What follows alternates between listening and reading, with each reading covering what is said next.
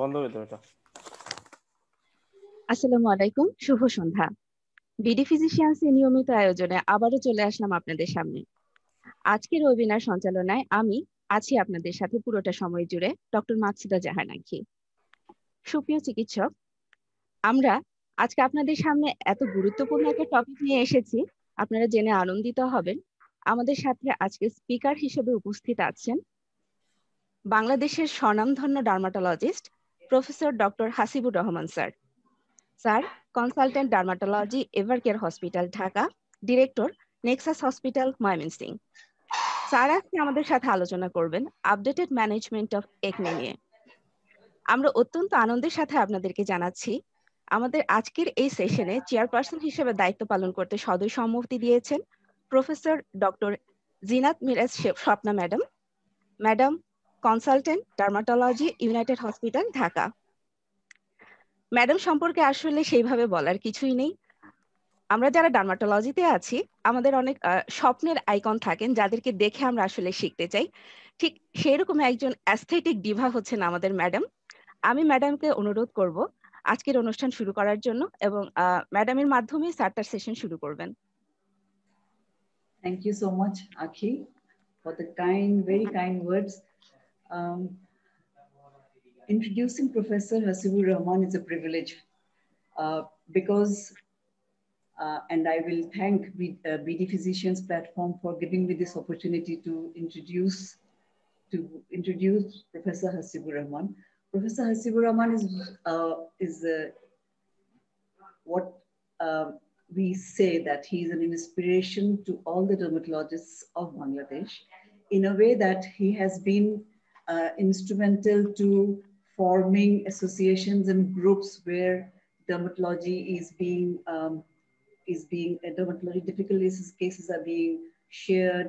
The seniors are guiding the juniors. We are learning from the juniors. And Professor Hasibur Rahman has been instrumental in teaching the dermatologists all over the country as in regards to new dermatological approaches, procedures, and Professor Hasibur Rahman, being as young as he is, he has 70 publications, both national and international, and his articles have been published in prestigious journals like ISDS and the Gulf Journal of Dermatology of the Gulf region.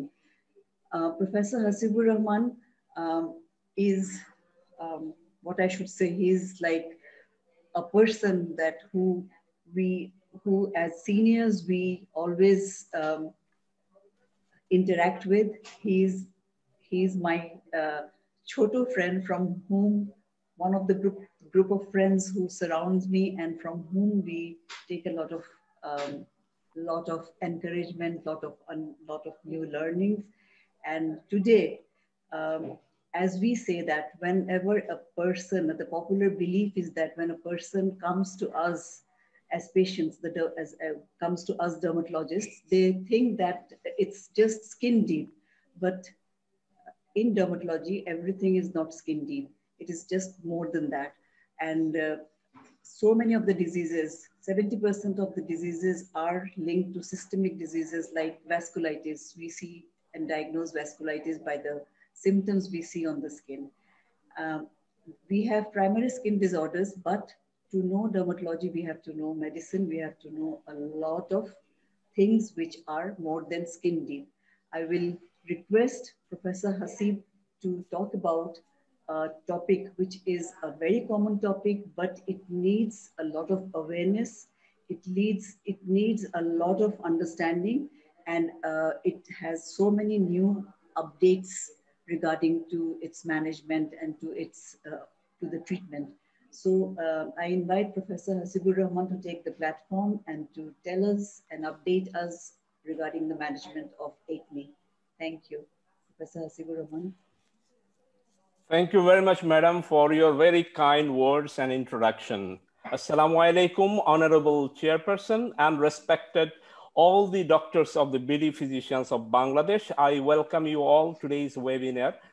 updated management of acne. First of all, I would like to convey my heartfelt thanks and gratitude to the concerned authority of the BD physicians, especially the key person, my beloved younger brother, Dr. Ehsan, because he has created or built up a wonderful platform for the academic purposes. Really is being very much popular, and nowadays we have very much encouraged, and we are taking participation in this platform.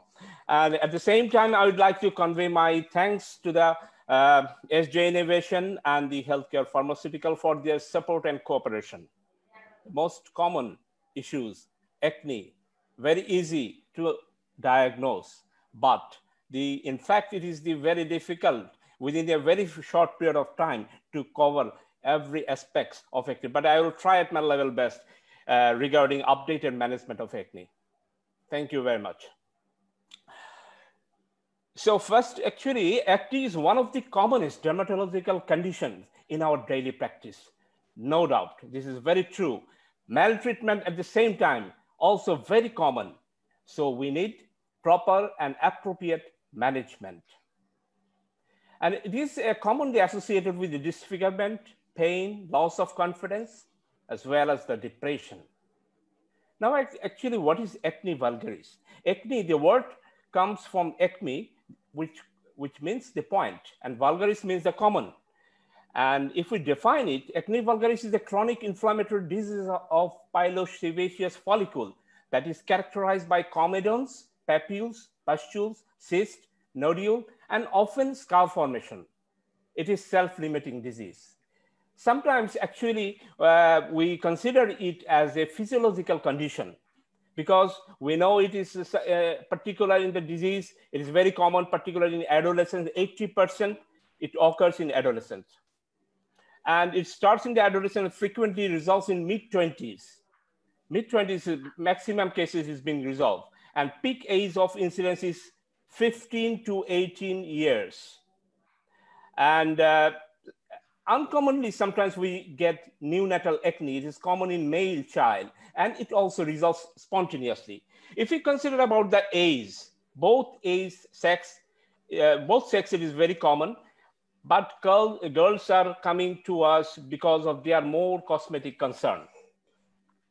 Acne develop usually in female earlier. And if you consider about the race, in all races this is common, but in white person, their nodulocystic acne, we get more common. If you think about the etiology, acne is a multifactorial disease developing in pilosebaceous unit, that is sebaceous follicle. Although the basic cause is unknown, but there are considerable information of various factors concerned with its pathogenesis. And what are those factors? Most common is the genetic. আমরা জানি যে genetic যে ফ্যাক্টরটা সেটাই দেখা যায় family two ফ্যামিলিতে run করে। So দেখা যায় যে বাবার যদি থাকে বা মায়ের থাকে তাহলে সন্তানের এটা বেশি কমনলি হয়। সো আমরা এটা আসলে জিজ্ঞেস করে নেই তার ফ্যামিলি হিস্ট্রি আছে কিনা। কারো স্কিনে একটু অয়েলি ভাব বেশি থাকে, oily skin, they are prone to develop seborrhea, we know it. এবং আমাদের দেশে যেটা খুব কমন আমরা পাই সেটা হচ্ছে যে অনেক জিনিস কমেডোজেনিক কসমেটিক অ্যাভেলেবল থাকে, সেগুলো ওটিসি হিসেবে পাওয়া যায়, সেগুলো ইউজ করে পেশেন্টরা ইনডিসক্রিমিনেট ইউজ করার ফলে যে একনিটা হয় সেটাকে বলা হয় একনি কসমেটিকা। এবং রিপিটেডলি যে ফ্রিকশন করে, অনেকে যে প্রিকিং করে, প্রিকিং করলে তখন সেইখানে একনিটা আরো ট্রমার জন্য, ফিঙ্গার নেইলের ট্রমার জন্য এটা আরো বেশি হয়, সেটাকে বলা হয় একনি মেকানিকা। সাইকোলজিক্যাল ইস্যু আমরা জানি, সেটা হলো একটা হলো ইমোশন, স্ট্রেস, প্রিমেস্টুরাল কিছু এক্সাজারবেশনে সেখানে এলএইচ বেড়ে যায়, অ্যান্ড্রোজেন হরমোন বেড়ে যায়, তখন এই একনিটা অ্যাগ্রেভেট করে। ডায়েট, সাম পেশেন্ট চকলেট, নাট, কফি, ফ্রিজিডিং এগুলো কনসিডার করা হয় in some cases that may aggravate the conditions. These are the precipitating factor. Hot, humid environment, sweating ওয়ার্স করে একনিকে, একে বলা হয় টপিক্যাল একনি। সানলাইট, কারো কারো ক্ষেত্রে সানলাইট ইমপ্রুভমেন্ট হয়, কারো কারো ক্ষেত্রে সানলাইট আবার খারাপ হয়ে যায়, বিশেষ করে উইন্টার সিজনে। এরকম কিছু সিজনাল ভেরিয়েশন আছে যেটাকে বলা হয় একনি অ্যাস্টিভ্যালিস, যেটা স্প্রিং এ স্টার্ট হয় এবং স্প্রেড করে সামারে এবং উইন্টারে গিয়ে আবার resolve. or acne form eruption, যেমন ওসিপি, অরাল কন্ট্রাসেপটিভ পিল, যেগুলোর মধ্যে প্রোজেস্টেরন থাকে। সেই সমস্ত পিলগুলো যারা খায়, ওই প্রজেস্টেরন কন্টেনিং পিল, অ্যান্টি ইলেপটিক বিভিন্ন ড্রাগস রয়েছে যেগুলো টপিক্যাল বা সিস্টেমিক স্টেরয়েড যদি কেউ খায়, যদি অ্যান্টিসাইকোটিক লিথিয়াম, অ্যান্টিটিবি ড্রাগ আইএনএইচ, রিফাম্পিসিন, এগুলো আমরা হিস্ট্রি নিব, সাইক্লোস্পোরিন, ইমিউনোসাপ্রেসিভ এবং হোমিওপ্যাথি ওষুধ খাওয়ার ফলেও একনি বেড়ে যেতে পারে। অকুপেশনাল যারা মাইনারে কাজ করে, অয়েল মাইনারে কাজ করে, সেখানে একনি হতে পারে। নাও এডেজ একটা নিউ ইস্যু আসছে, সেটা use of mask.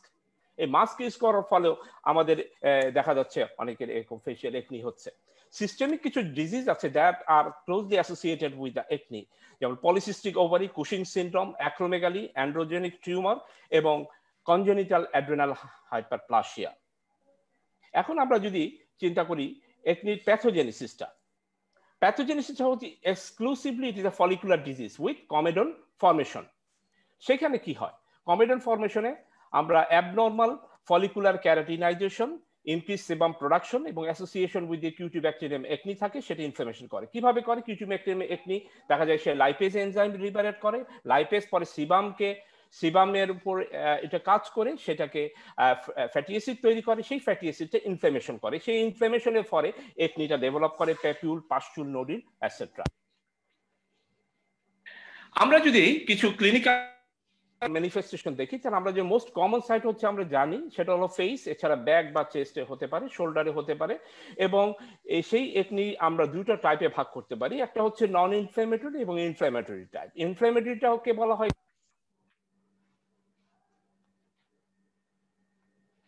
Papule, nodule, cyst এরকম হয়ে থাকে। আমরা প্রায় দেখি যে একনি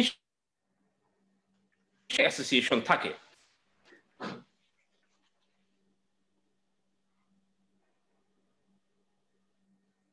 অ্যাট্রফিক স্কার একনি, কিলোইডাল একনি, এরকম বেশ কিছু টাইপ রয়েছে। এবং ক্লিনিক্যাল ভ্যারিয়েন্ট হিসাবে বেসড অন দি সিভিয়ারিটি আমরা এটাকে মাইল্ড, মডারেট, সিভিয়ার হিসেবে ভাগ করি। যেখানে কমেডন, প্যাপিউল যদি থাকে মাইল্ড, মডারেটে দেখা যাবে কমেডন, প্যাপিউল, পাস্চুল আছে। সিভিয়ারের ক্ষেত্রে সেক্ষেত্রে সিস্ট এবং নোডিউলটা পাওয়া যায় কমেডন, প্যাপিউল ছাড়াও।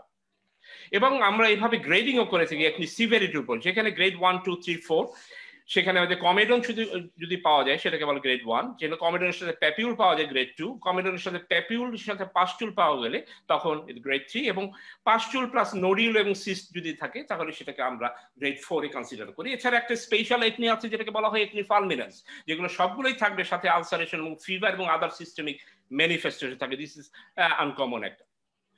সো একনি যদি ট্রিটমেন্ট করা না হয় সেই ক্ষেত্রে বেশ কিছু কমপ্লিকেশন নিয়েও পেশেন্টরা অনেক সময় আসে, অথবা ম্যালট্রিটেড যখন হয় তখন কিছু কমপ্লিকেশন নিয়ে আসে, যেমন ডিপ্রেসড বা pitted scar, anetoderma like scar, keloid, hyperpigmentation, pyogenic granuloma, facial oedema, long standing কেসে এটা হয়ে যায়, কিছু ডিসফিগারমেন্ট। তাহলে আমরা কিছু এখানে ছবি দেখি, যেটা হচ্ছে একটা নিউনেটাল একনি। এরকম মেইল চাইল্ডদের আমরা প্রায় পেয়ে থাকি যখন নিউনেটের অবস্থা, এগুলো স্পন্টেনিয়াসলি রিজলভ হয়ে যায়। এইগুলো হচ্ছে প্যাপুলো, এখানে প্যাপুলার একনি দেখা যাচ্ছে পুরো ফেসের মধ্যে, এটা পাস্চুলার একনি পাস ফর্ম করে গেছে। এগুলো দেখা যাচ্ছে প্যাপুলো পাস্চুলার একনি।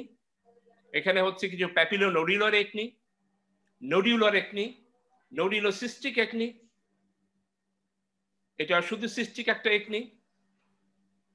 এইটা যেমন একনিকে প্রিকিং করে ফেলার ফলে হচ্ছে, সেটা হচ্ছে একনি স্কোরিয়েটা, কিলোইডাল একনি, এরকম বিভিন্ন টাইপের। এছাড়া আমরা পাই স্টেরয়েড ইনডিউস একনি, যেটা ইনডিসক্রিমিনেট ইউজ করে অনেক পেশেন্টরা, দেখা যায় ফার্মেসি থেকে বিভিন্ন স্টেরয়েড জাতীয় ওষুধ বা কসমেটিক ইউজ করে তারপরে সেই একনি ফর্ম ইরাপশন একনি তৈরি করে। সিস্টিক একনি আমরা এগুলোর সাথে খুবই পরিচিত। এইটাও একনি ভালগারিসের মধ্যে বিভিন্ন স্টেরয়েড লাগিয়ে এটা আসলে ম্যালট্রিটেড হয়ে গেছে, এটাও এরকম স্টেরয়েড লাগিয়েছে। তো এটা একনির সাথে পিসিও যে অ্যাসোসিয়েশন, যে patient before and after, so we need to treat the PCO as well. Papulopustular acne, steroid induced, এখানে একটা দেখা যায় এই ছবিটার মধ্যে, চেস্টের মধ্যে এরকম পেশেন্ট আমরা খুব পাই। মনোমরফিক ইরাপশন, সবগুলা ইরাপশন গুলা সেম একই সাইজের। ওরাল স্টেরয়েড, সিস্টেমিক স্টেরয়েড খেলে অথবা ইনজেক্টেবল নিলে এই ধরনের রিলেশন আমরা পাই, অথবা টপিক্যাল বিভিন্ন স্টেরয়েড মেডিকেশন নেওয়ার ফলে এটা হয় স্টেরয়েড ইনডিউস একনি। এছাড়া একনি কসমেটিকা, কসমেটিক লাগানোর ফলে এরকম একনি। একনির কমপ্লিকেশন হয়ে একনি স্কার হয়েছে, acne scarring, acne scarring. So আমরা একনি শুধু ডায়াগনোসিস করলে হবে না, এটাকে কনফার্ম করতে হবে। আমাদের মাথায় অবশ্যই ডিফারেন্সিয়াল ডায়াগনোসিস গুলো রাখতে হবে। আমরা ডার্মাটোলজিস্ট হিসেবে অবশ্যই শুধু একনি এগুলো আমরা ডিফারেন্সিয়াল ডায়াগনোসিস চিন্তা করি, যেমন rosacea, pyoderma facialis, perioral dermatitis, gram negative folliculitis, seborrhoeic dermatitis, sebaceous hyperplasia, polymorphous light eruption, drug reaction হয় বিভিন্ন ব্রোমোডার্মা আয়োডার্মারে, লুপাস মিলেরিয়া ডিসিমিনেটা ফেসিয়াই, মিলিয়া, মিলেরিয়া, অ্যাডিনোমা সিবেশিয়াম, পেপুলার সিফিলাইট এবং সার্কোইডোসিস পেপুলার টাইপ। এগুলো আমাদেরকে রাখতে হয় যে আমরা আর কি হতে পারে আদার দেন একনি। So আমরা simply আমরা investigation. In general, the laboratory work is not necessary for the patient with acne unless suspected with PCO, hyperadrenalism. And to exclude আমরা ultrasonogram করি ovary adrenal gland, free testosterone level এবং প্রয়োজন পড়লে CT scan of the adrenal glands. আমাদের সমাজে কিছু myth আছে বা মিসকনসেপশন আছে একনি সম্পর্কে, সেগুলো কি? যেমন একনিকে অনেকেই পেশেন্টে এসে বলে থাকে যে আমার কি হয়েছে, আমার অ্যালার্জি হয়েছে মুখে। অ্যালার্জি আসলে এগুলো দেখতে একনি ফর্ম ইরাপশন হয়েছে বা একনি হয়েছে, সেটা যেহেতু চুলকায় ইচিং হয় সে এটাকে অ্যালার্জি মনে করছে এবং দীর্ঘদিন ধরে সে অ্যালার্জির ওষুধ খাচ্ছে, কিন্তু একনির কোনো প্রপার ট্রিটমেন্ট নিচ্ছে না, সে এটাকে অ্যালার্জি মনে করছে। দ্য টার্ম আরেকটা একনি এসছে, সেটা প্রায় আমরা দেখা যায় বিভিন্ন চ্যানেলে বা ইউটিউবে অনেকে এটা বলে থাকে যে ফাঙ্গাল একনি। আসলে ফাঙ্গাল একনি বলে কোনো টার্ম, মেডিকেল টার্ম নেই। ফাঙ্গাল একনি যখন এটাকে চুলকায়, অনেক সময় দেখা যায় যেটা একনি ভালগারিসের সাথে যদি ইচিং থাকে, সেই ইচিং এর সাথে অনেক সময় কিছু ফাঙ্গাল, যেগুলো সেবোরিক ডার্মাটাইটিস এর সাথে অ্যাসোসিয়েশন থাকে, পিটারিসপোরাম ওভেলি থাকে, সেইটা অনেক সময় অ্যাসোসিয়েশন থাকতে পারে। বাট এইটা আলাদা কোনো যে একনি আছে, একনির কজেটিভ এজেন্ট তো কিউটিব্যাকটেরিয়াম, প্রোপিনোব্যাকটেরিয়াম একনি, বাট ফাঙ্গাস দিয়ে কোনো একনি হয় না, এটা ভেরি ক্লিয়ার।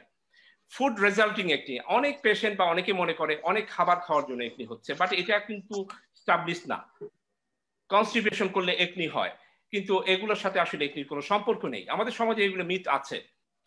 তারপরে বিভিন্ন রকম ম্যাল ট্রিটমেন্ট করে, বিভিন্ন টুথপেস্ট বা রসুন বা গার্লিক অয়েল অনেক কিছু লাগিয়ে ফলে দেখা যায় এটা কন্ট্যাক্ট ডার্মাটাইটিস করে ফেলে। পার্লারে গিয়ে বিভিন্ন রকম ট্রিটমেন্ট নেয়, পার্লার থেরাপি। পার্লারে গিয়ে না এই যেই টেকনিকগুলো হয়েছে সেগুলোর মধ্যে ইনজুরি করে, ট্রমা করে সাময়িকভাবে এটাকে তুলে দিয়ে পরে স্টেরয়েড লাগিয়ে দেয়, তারপরে কমপ্লিকেশন নিয়ে আসে আমাদের কাছে। স্কিন হোয়াইটেনিং, বিভিন্ন এজেন্ট বা স্টেরয়েড মিসইউজ করার ফলে একনি হয়ে যায় এবং এটা মনে করে যে স্কিন হোয়াইটেনিং এজেন্ট লাগালে বোধহয় একনিটা ভালো হয়ে যাবে। ফর দ্য টাইম বিং দেখা যায় একনিটা ক্লিয়ার হয়ে গেছে, কিন্তু পরবর্তীতে উইথড্রল ইফেক্টের পরে একনির ইরাপশনটা আরো বেশি হয়ে যায়। হোমিওপ্যাথির ইউজ, হোমিওপ্যাথি অনেকে মনে করে এটা খুব সেফ একটা medication, so we can take the drug homeopathy for the treatment for acne, but এটা পরবর্তীতে ফ্লেয়ার করে দেয়। So this are the myth. আমরা এখানে আজকের যে ডিসকাশন করবো ম্যানেজমেন্টের মূল অংশে, সেটা হচ্ছে গাইডলাইন সোর্সে আমি নিয়েছি আমেরিকান একাডেমি অফ ডার্মাটোলজি, যেটা পাবলিশড হয়েছে আমেরিকান একাডেমিক জার্নাল অফ ডার্মাটোলজিতে 2016-এ, সেটা ইউরোপিয়ান একাডেমি অফ ডার্মাটোলজি এডিভিতে ওইখানেও যেটা পাবলিশড হয়েছে সেইটা এখানে, এবং একনির ম্যানেজমেন্টের একটা guideline dermatological society of Singapore, এটি আমাদের আপডেটেড। এগুলোকে কম্পাইল করে আমরা আজকে ডিসকাশনে মূল টপিকে আসবো। এখন আসি আমাদের acne management. Advice are very important, need to follow. Avoid precipitating factor, যদি কারো তার প্রিসিপিটিং ফ্যাক্টর থাকে যে কারণে তার একনি হচ্ছে, সেগুলোকে অবশ্যই অ্যাভয়েড করতে হবে। যেমন আমরা সিম্পলি যদি একটা অ্যাডভাইস দিই, regular face wash with cleanser, that is enough for physiological যে একনিটা হয় টিনেজ বয়সে, সেই enough to control the condition. But কি হয়, what happen, we are to face the complicated case because they are using something else what is not cleanser, they are using some cosmetic, they are using steroids, they are using other things. So we have to deal. কাজে কেউ যদি acne ট্রিটমেন্টের জন্য এটাকে prevent করে রাখতে চায়, simply face wash or cleanser is very good advice. And another advice is avoid pricking, খোটাখুটি করবে না, করলে কন্টামিনেশন হয়ে সেকেন্ডারি ব্যাকটেরিয়াল ইনফেকশন হয়ে যাবে এবং কিউটিব্যাকটেরিয়াম একনিটা এখানে আরো বেশি ইনফ্লামেশন তৈরি করতে পারে। Avoiding hair oil or using cosmetics, এরকম আমরা একটা অ্যাডভাইস দিতে পারি। অ্যাডভাইস কিন্তু শুধু ট্রিটমেন্ট দিলেই হবে না, সেই জন্য আমরা একটা বাংলা একটা সচেতনতার জন্য তৈরি করেছিলাম যে সকল প্রকারই আসলে ব্রণ নিরাময়যোগ্য। পরামর্শ হচ্ছে মাথায় তেল দিবেন না, মুখে ব্রণ নিয়ে খোটাখুটি করবেন না, মুখে কোনো ধরনের cosmetic, cream, lotion, powder, sunblock ব্যবহার থেকে বিরত থাকবেন, অতিরিক্ত মানসিক চাপ বা রাত জায়গা থেকে পরিহার করবেন। এরকম আমরা একটা সচেতনতার জন্য রোগী পেশেন্টদেরকে জানিয়ে দিতে পারি। এখন রোল অফ ডায়েট যদি আমরা চিন্তা করি, ডায়েটের কি রোল আছে, এটা লেটেস্ট যে ইনফরমেশন দিচ্ছে যে ডায়েটের জন্য স্পেসিফিক যে কোনো ডায়েট খাওয়া খেলে যে একনি ইমপ্রুভ হবে সেরকম কোনো কিছু নাই। আবার কোনো কোনো খুব লিমিটেড ডাটা আছে যেগুলোতে হাই গ্লাইসেমিক ইন্ডেক্স যে সমস্ত ফুডে আছে, যেমন মিল্ক বা ডেইরি প্রোডাক্টস যেগুলো আছে, সেগুলো খেলে একনি বাড়তে পারে, কিন্তু সেগুলোর ডাটা খুব লিমিটেড, সেটাই সোসাইটি বলছে। এবং there is insufficient evidence to endorse the recommendation related to antioxidant, probiotic, fish oil, এগুলোকে কিন্তু বিভিন্ন সময় ক্লেম করা হয় এগুলো একনি ভালো করবে, কিন্তু এগুলোতে সেরকম এভিডেন্স কিন্তু পাওয়া যায়নি। এখন আমরা ট্রিটমেন্টটাকে, আমরা ম্যানেজমেন্টটাকে তিনটা ভাগে যদি ভাগ করি, medical treatment, laser treatment and surgical treatment. এখন আমরা একনিকে ভাগ করেছি তিনটা ভাগে, যেমন মাইল্ড একনি, মডারেট একনি এবং সিভিয়ার একনি। সেই ক্ষেত্রে আমরা যদি মাইল্ড একনি হয়, আমাদের ট্রিটমেন্টটা শুধুমাত্র টপিক্যাল প্রিপারেশনের মধ্যেই আমরা রাখতে পারি। মডারেট একনির ক্ষেত্রে topical preparation plus antibiotic, or in some cases isotretinoin, and severe cases of course topical antibiotic এবং systemic antibiotic as well as the isotretinoin. And in case of the female আমরা oral contraceptive pill spironolactone এটা আমরা দিতে পারি, এটা পেশেন্টের অবস্থা বুঝে আমাদেরকে সিলেক্ট করতে হবে। এখন আমরা আসি মেডিকেল ট্রিটমেন্ট ফর একনি, যেটাকে টপিক্যাল ট্রিটমেন্ট আমরা কি দিতে পারি। যেমন মেডিকেল ট্রিটমেন্টের টপিক্যাল মধ্যে আমরা বেনজাইল পারক্সাইড আছে, tretinoin, isotretinoin, adapalene, azelaic acid, dapsone, erythromycin, clindamycin, salicylic acid, sulphur, এইগুলোর মধ্যে বিভিন্ন ফর্মুলেশন প্রিপারেশনের টপিক্যাল ক্রিম, লোশন এগুলো পাওয়া যায়। আমরা পেশেন্টের অবস্থা বুঝে আমরা সেটাকে সিলেক্ট করব। সিস্টেমিকের মধ্যে রয়েছে অ্যান্টিবায়োটিক, হরমোনাল এজেন্ট এবং রেটিনয়েডস। অ্যান্টিবায়োটিকের মধ্যে আমরা যেগুলো ব্যবহার করে থাকি tetracycline, minocycline, doxycycline, clindamycin, azithromycin, roxithromycin, erythromycin and Dapsone. And hormonal agent Guion 35, that is ethinyl estradiol and cyprotenyl acetate, and anti-androgen হিসাবে metformin, spironolactone, and retinoid. Topical agent, the choice of topical agent based on the patient age and acne site and severity.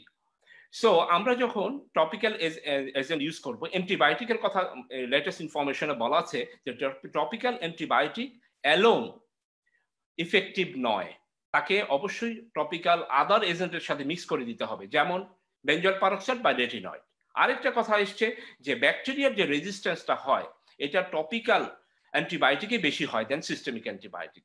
এবং এই topical এজেন্টটা কেন হয়, কারণ হচ্ছে তারা ইন্টারমিটেন্টলি পেশেন্টটা use করে, তাহলে তারা রিকমেন্ড করেছে ফ্রিকুয়েন্টলি যেন আমরা টপিক্যাল অ্যান্টিবায়োটিক ব্যবহার করি, অর্থাৎ টপিক্যাল অ্যান্টিবায়োটিক ব্যবহার করতে হবে 2 বেলা করে, টুয়াইস ডেইলি, এবং সে কন্টিনিউয়াসলি ব্যবহার করবে mixing either with the retinoid or benzoyl peroxide, তাহলে রেজিস্ট্যান্ট হওয়ার সেই পসিবিলিটি থাকে না। এইটাই রিকমেন্ডেশনে এসছে।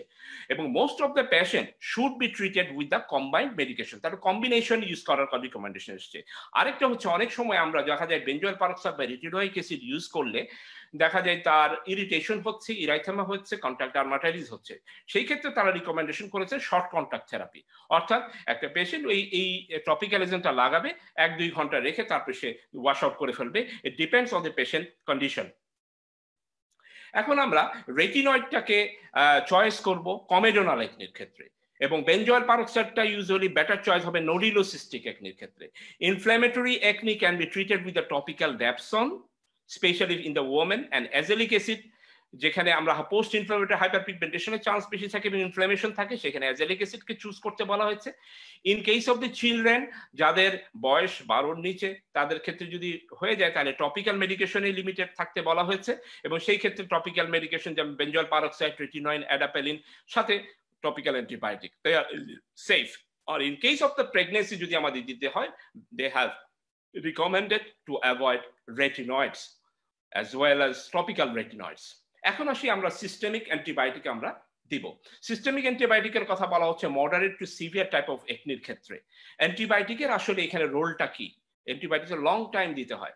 অ্যান্টিবায়োটিক মেইন দুইটা রোল হচ্ছে তারা they reduce the number of the bacteria in the skin surface, in the follicles, including the Cutibacterium acne, এবং at the same time they have an anti inflammatory action. আমরা কিন্তু এখানে একটা প্রশ্ন আসতে পারে যে আমরা কেন এই পার্টিকুলার এই গ্রুপের অ্যান্টিবায়োটিক গুলো দিচ্ছি। তাদের কারণ হচ্ছে এই অ্যান্টিবায়োটিক গুলার একটা এডিশনাল ফাংশন আছে, অ্যান্টি ইনফ্লামেটরি অ্যাকশন আছে। সেই জন্য আমরা পার্টিকুলার কিছু গ্রুপের অ্যান্টিবায়োটিক একটু লং টাইমে আমাদেরকে দিতে হয়। তবে মনে রাখতে হবে অ্যান্টিবায়োটিক যেহেতু এইটা একটা ক্রনিক স্কিন কন্ডিশন একনিটা, সেই জন্য এদেরকে শর্ট কোনো ট্রিটমেন্ট একনি দিয়ে ভালো হবে না। এদেরকে দিতে হবে they often prescribe for months or even years because acne is a chronic skin condition. তারপরে এখানে যে অরাল অ্যান্টিবায়োটিককে বলা হয়েছে যে আমরা কতদিন দিব, আমরা how long we can give, আমরা এটাকে বলা হয়েছে 3 থেকে 4 মাস পর্যন্ত আমরা এটাকে দিতে পারি। তবে চেষ্টা করতে হবে শর্টেস্ট পসিবল টাইম, ব্রিফেস্ট পসিবল টাইমে, যেন টাইম ফ্রেমের মধ্যে আমাদের অ্যান্টিবায়োটিকটা প্রেসক্রাইব করার প্রয়োজন পড়ে। কিন্তু একনিক এখানে একটা কথা মনে রাখতে হবে, যেখানে বলে দিয়েছে অ্যান্টিবায়োটিক আমরা ব্যবহার করছি একনির জন্য ঠিকই, কিন্তু অ্যান্টিবায়োটিক কিন্তু একনিকে কিওর করে না, এটাকে কমিয়ে দেয়। তাহলে কিওর করার জন্য কিওর কিন্তু ন্যাচারাল প্রসেসে আস্তে আস্তে আস্তে আস্তে কিন্তু এমনি হয়ে যায়। এবং যদি সেটা হতে না পারে শেষ পর্যন্ত অ্যান্টিবায়োটিক হেল্প করছে, তখন আমাদেরকে কিন্তু একসময় হয়তো বা আইসোট্রেটিননে যাওয়া লাগতে পারে। There is no benefit। তবে আমরা আরেকটা কাজ করি অনেক সময়, অ্যান্টিবায়োটিক যখন দেই তখন দেখি যে এটা কাজ করছে না, 1 মাস পরে আবার বদলে দেই, এইটা করতে নিষেধ করেছে। অর্থাৎ অ্যান্টিবায়োটিক যদি আমি একটা স্টার্ট করি, say for example tetracycline start করেছি, I have to wait at least 2 months, আমি চেঞ্জ করবো না, এটা বলছি। There is no benefit to switching the antibiotic to improve the efficacy of the acne treatment. Switching may increase the risk of bacterial resistance. এবং আরেকটা কথা, it may be necessary to change the antibiotic. কখন আমরা antibiotic change করব? যখন দেখা যাবে তার একটা অ্যাডভার্স ইফেক্ট হচ্ছে। যেমন অ্যাডভার্স ইফেক্ট হচ্ছে ক্লিন্ডামাইসিনে, খুব কমন একটা অ্যাডভার্স ইফেক্ট হয়। Clindamycin very good drug, but যার হয় তার জন্য 2-3 দিনেই কিন্তু হয়ে যাবে, বা একটা সিঙ্গেল ডোজ খাওয়ার পরে হয়ে যায় সিউডোমেমব্রেনাস কোলাইটিস। কেউ খাচ্ছে, দেখা যাচ্ছে যে ডার্ক স্কিন যাদের একটু কালো রং, তাদেরকে আমরা টেট্রাসাইক্লিন ডক্সিসাইক্লিন দিচ্ছি, সে কিন্তু আরেকটু কালো হয়ে যাবে, তার ফটোসেন্সিটিভিটি যার বেশি আছে, তখন সে আরো কালো, তখন আমরা সেকে না দিয়ে তার আমরা ন্যাক্রোলিড দিতে পারি, অ্যাজিথ্রোমাইসিন বা ইরাক্টোমাইসিন। সো সিচুয়েশন আমাদেরকে বলে দিবে two change the antibiotic, but আমরা এফিকেসি দেখার জন্য অবশ্যই আমরা অ্যান্টিবায়োটিক 1 মাস পরে সেটা যেন না করে চেঞ্জ করে না দিয়ে আমরা অ্যাটলিস্ট ওয়েট করি 2-3 মাস। Side effect from the antibiotic occasionally serious, may be long lasting, এটাও হতে পারে। এবং ব্যাকটেরিয়াল রেজিস্ট্যান্স যেটা কথা আসছে, সেটা যদি আমরা টপিক্যাল অ্যান্টিবায়োটিকের সাথে মিক্স করে অরাল অ্যান্টিবায়োটিক দেই, এবং সেখানে যদি বেনজয়েল পারক্সাইড বা রেটিনোইক অ্যাসিড থাকে, তাহলে বলছে যে ডাটা বলছে সেখানে অ্যান্টিবায়োটিক রেজিস্ট্যান্সের কোনো রিপোর্ট ওই রকম পাওয়া যায় না, যখন আমরা বেনজয়েল পারক্সাইড বা কোনো রকমের রেটিনোইক অ্যাসিডের সাথে মিক্স করে আমি টপিক্যাল ইউজ করছি। এখন আসি আমরা হরমোনাল এজেন্ট হিসাবে spironolactone can be benefit in some female, and combined with the oral contraceptive containing estrogen are recommended in female with inflammatory acne. In short term, adding with the corticosteroid, আমরা বলা আছে যে কোনো সময় আমরা steroid দিতে পারি অরাল সিস্টেমে, নট টপিক্যাল একনি ট্রিটমেন্টে। কেন, কিসের জন্য? ইনিশিয়াল যে কারো যদি ইনফ্লামেশন অনেক বেশি থাকে, সে অ্যান্টি ইনফ্লামেটরি হিসেবে সে এডিশনালি কাজ করবে। সিভিয়ার টাইপ অফ একনি আমরা আইসোট্রেটিন দিলাম শর্ট, তখন ইনিশিয়াল যে ফ্লেয়ারটা হয় এটার জন্য আমরা 1-2 সপ্তাহ অরাল স্টেরয়েড দিতে পারি, কর্টিকোস্টেরয়েড দিতে পারি। এবং কর্টিকোস্টেরয়েড অবশ্যই লো ডোজের oral corticosteroid are recommended for the person with adrenal hyperandrogenism also. এখন আমরা একনির একটা অত্যন্ত ইম্পর্টেন্ট যে টপিক, যেটা ইম্পর্টেন্ট যে ওষুধ, যেটাকে বলা হয় কি medicine for acne or best medicine for acne, but আমরা এটা ব্যবহার করতে অনেকেই হয়তো একটু হেজিটেট করি বা ব্যবহার করতে চাই না, এটা সাইড এফেক্টের কথা শুনে। কিন্তু আসলে সারা ওয়ার্ল্ডে একনির ট্রিটমেন্টের জন্য isotretinoin is a well recognised drug, particular in a moderate and severe type of acne. Moderate acne যখন হবে, তখন আমরা যদি মনে করি এর কমপ্লিকেশন হওয়ার চান্স আছে, তাহলে কিন্তু আমরা দেরি করবো না, যেমন তার স্কার হয়ে যেতে পারে, হ্যাঁ, তখন একটা ডিসফিগারমেন্ট হয়ে যেতে পারে। So isotretinoin we should give. So isotretinoin is recommended for severe acne or moderate acne that does not respond to other therapy. Low dose isotretinoin can be used to effectively to treat the acne and reduce the frequency and severity of the medicine related adverse effect, but intermittent dosing is not recommended. all patient treated with isotretinoin. এখানে একটা কথা এসছে, আমরা এরকমও study আছে বেশ কিছু যে ইন্টারমিডিয়েটলি আমরা মাসে 7 দিন দিচ্ছি আইসোট্রেটিনোইন, এইভাবে আমরা 1 বছরের মতো চালাচ্ছি, দেখা যাচ্ছে কিছু কাজ করছে। কিন্তু এইখানে কিন্তু রিকমেন্ডেশনে ওরা না করেছে, নিষেধ করেছে ইন্টারমিডিয়েটলি সব পেশেন্টের জন্য দেওয়া যাবে না, সাম সিলেক্টেড পেশেন্টের জন্য দেওয়া যেতে পারে। এখন এফডিএ অ্যাপ্রুভ করলো কখন এই isotretinoin? It was approved by FDA 1982 for the treatment of severe resistant and nodular acne.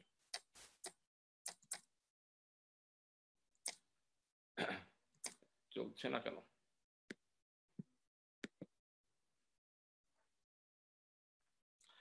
এখন হচ্ছে হাউ লং, আমরা কতদিন আইসোট্রেটিনোইন দিব, এইটা একটা প্রশ্ন।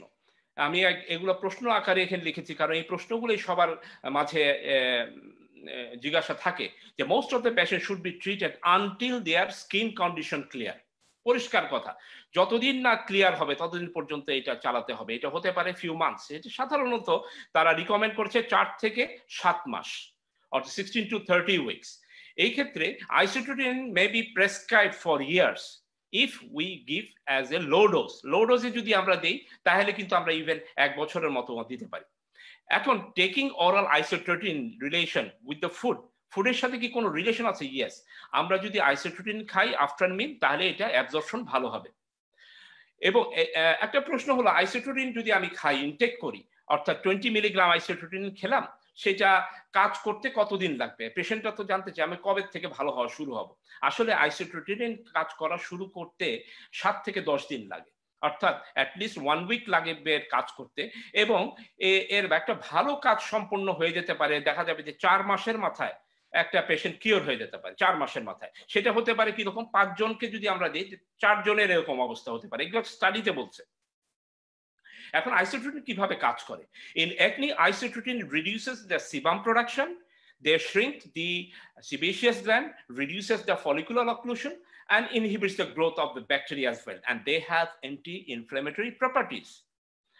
How can we minimize the adverse effect of isotretinoin? আইসোট্রেটিনের যে অ্যাডভার্স ইফেক্টটা আমরা কিভাবে মিনিমাইজ করতে পারি? আমরা অনেক সময় বলছি আইসোট্রেটিনের অনেক সাইড ইফেক্ট আছে, সেই সাইড ইফেক্ট যেমন ড্রাই স্কিন হয়ে যায়, লিপ ক্র্যাকিং হয়ে যায়, নানা রকম। এগুলোকে আমরা কিভাবে, সেই ক্ষেত্রে বলা হয়েছে আমরা যেন লো ডোজ ইউজ করি। লো ডোজ আর effective while decreasing the related adverse effect, but we should not use any intermittent dose। এই কথাটা আবার এসছে, ইন্টারমিডিয়েটলি যেন আমরা না দিই।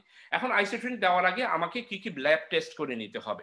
ব্লাড টেস্ট আমরা কি কি করবো? লিভার ফাংশনটা করব, তার লিপিড প্রোফাইলে পার্টিকুলার কোলেস্টেরল, ট্রাইগ্লিসারাইডের অবস্থা কেমন আছে, এবং মনিটর করতে হবে তার আইবিডি আছে কিনা, ইনফ্ল্যামেটরি বাউল ডিজিজ, এবং তার ডিপ্রেশনের স্ট্যাটাস। কোনো ডিপ্রেশনের পেশেন্ট থাকলে আমরা অবশ্যই চুজ করবো না। এবং পেশেন্ট যাদেরকে, ফিমেল পেশেন্ট যদি ম্যারিড হয় সেই ক্ষেত্রে তার কন্ট্রাসেপশনের ব্যবস্থা ঠিক মতো থাকবে কিনা সেটা আমরা ইনশিওর করে নিব, child bearing age in female. When one can get pregnant after taking isotretinoin, isotretinoin খাওয়ার শেষ হলে কতদিন পরে সে প্রেগনেন্ট হতে পারে, এটা নিয়ে অনেকের একটু মিসকনসেপশন আছে। সেটার সঙ্গে ক্লিয়ার কাট কথা হচ্ছে যে it is recommended that a woman wait for 1 month after stopping the isotretinoin before trying to become pregnant. Usually isotretinoin is no longer found in women's blood 4 to 5 days after the last dose, and most of its byproduct should be gone within 10 days after the last dose. 10 দিনের মধ্যেই আসলে কিছুই থাকে না, রক্তের থেকে চলে যায়। তবুও স্পেশাল সতর্কতার জন্য রিকমেন্ড করা হয়েছে যে স্টপ করার 1 মাস পরের থেকে সে প্রেগনেন্ট হতে পারবে।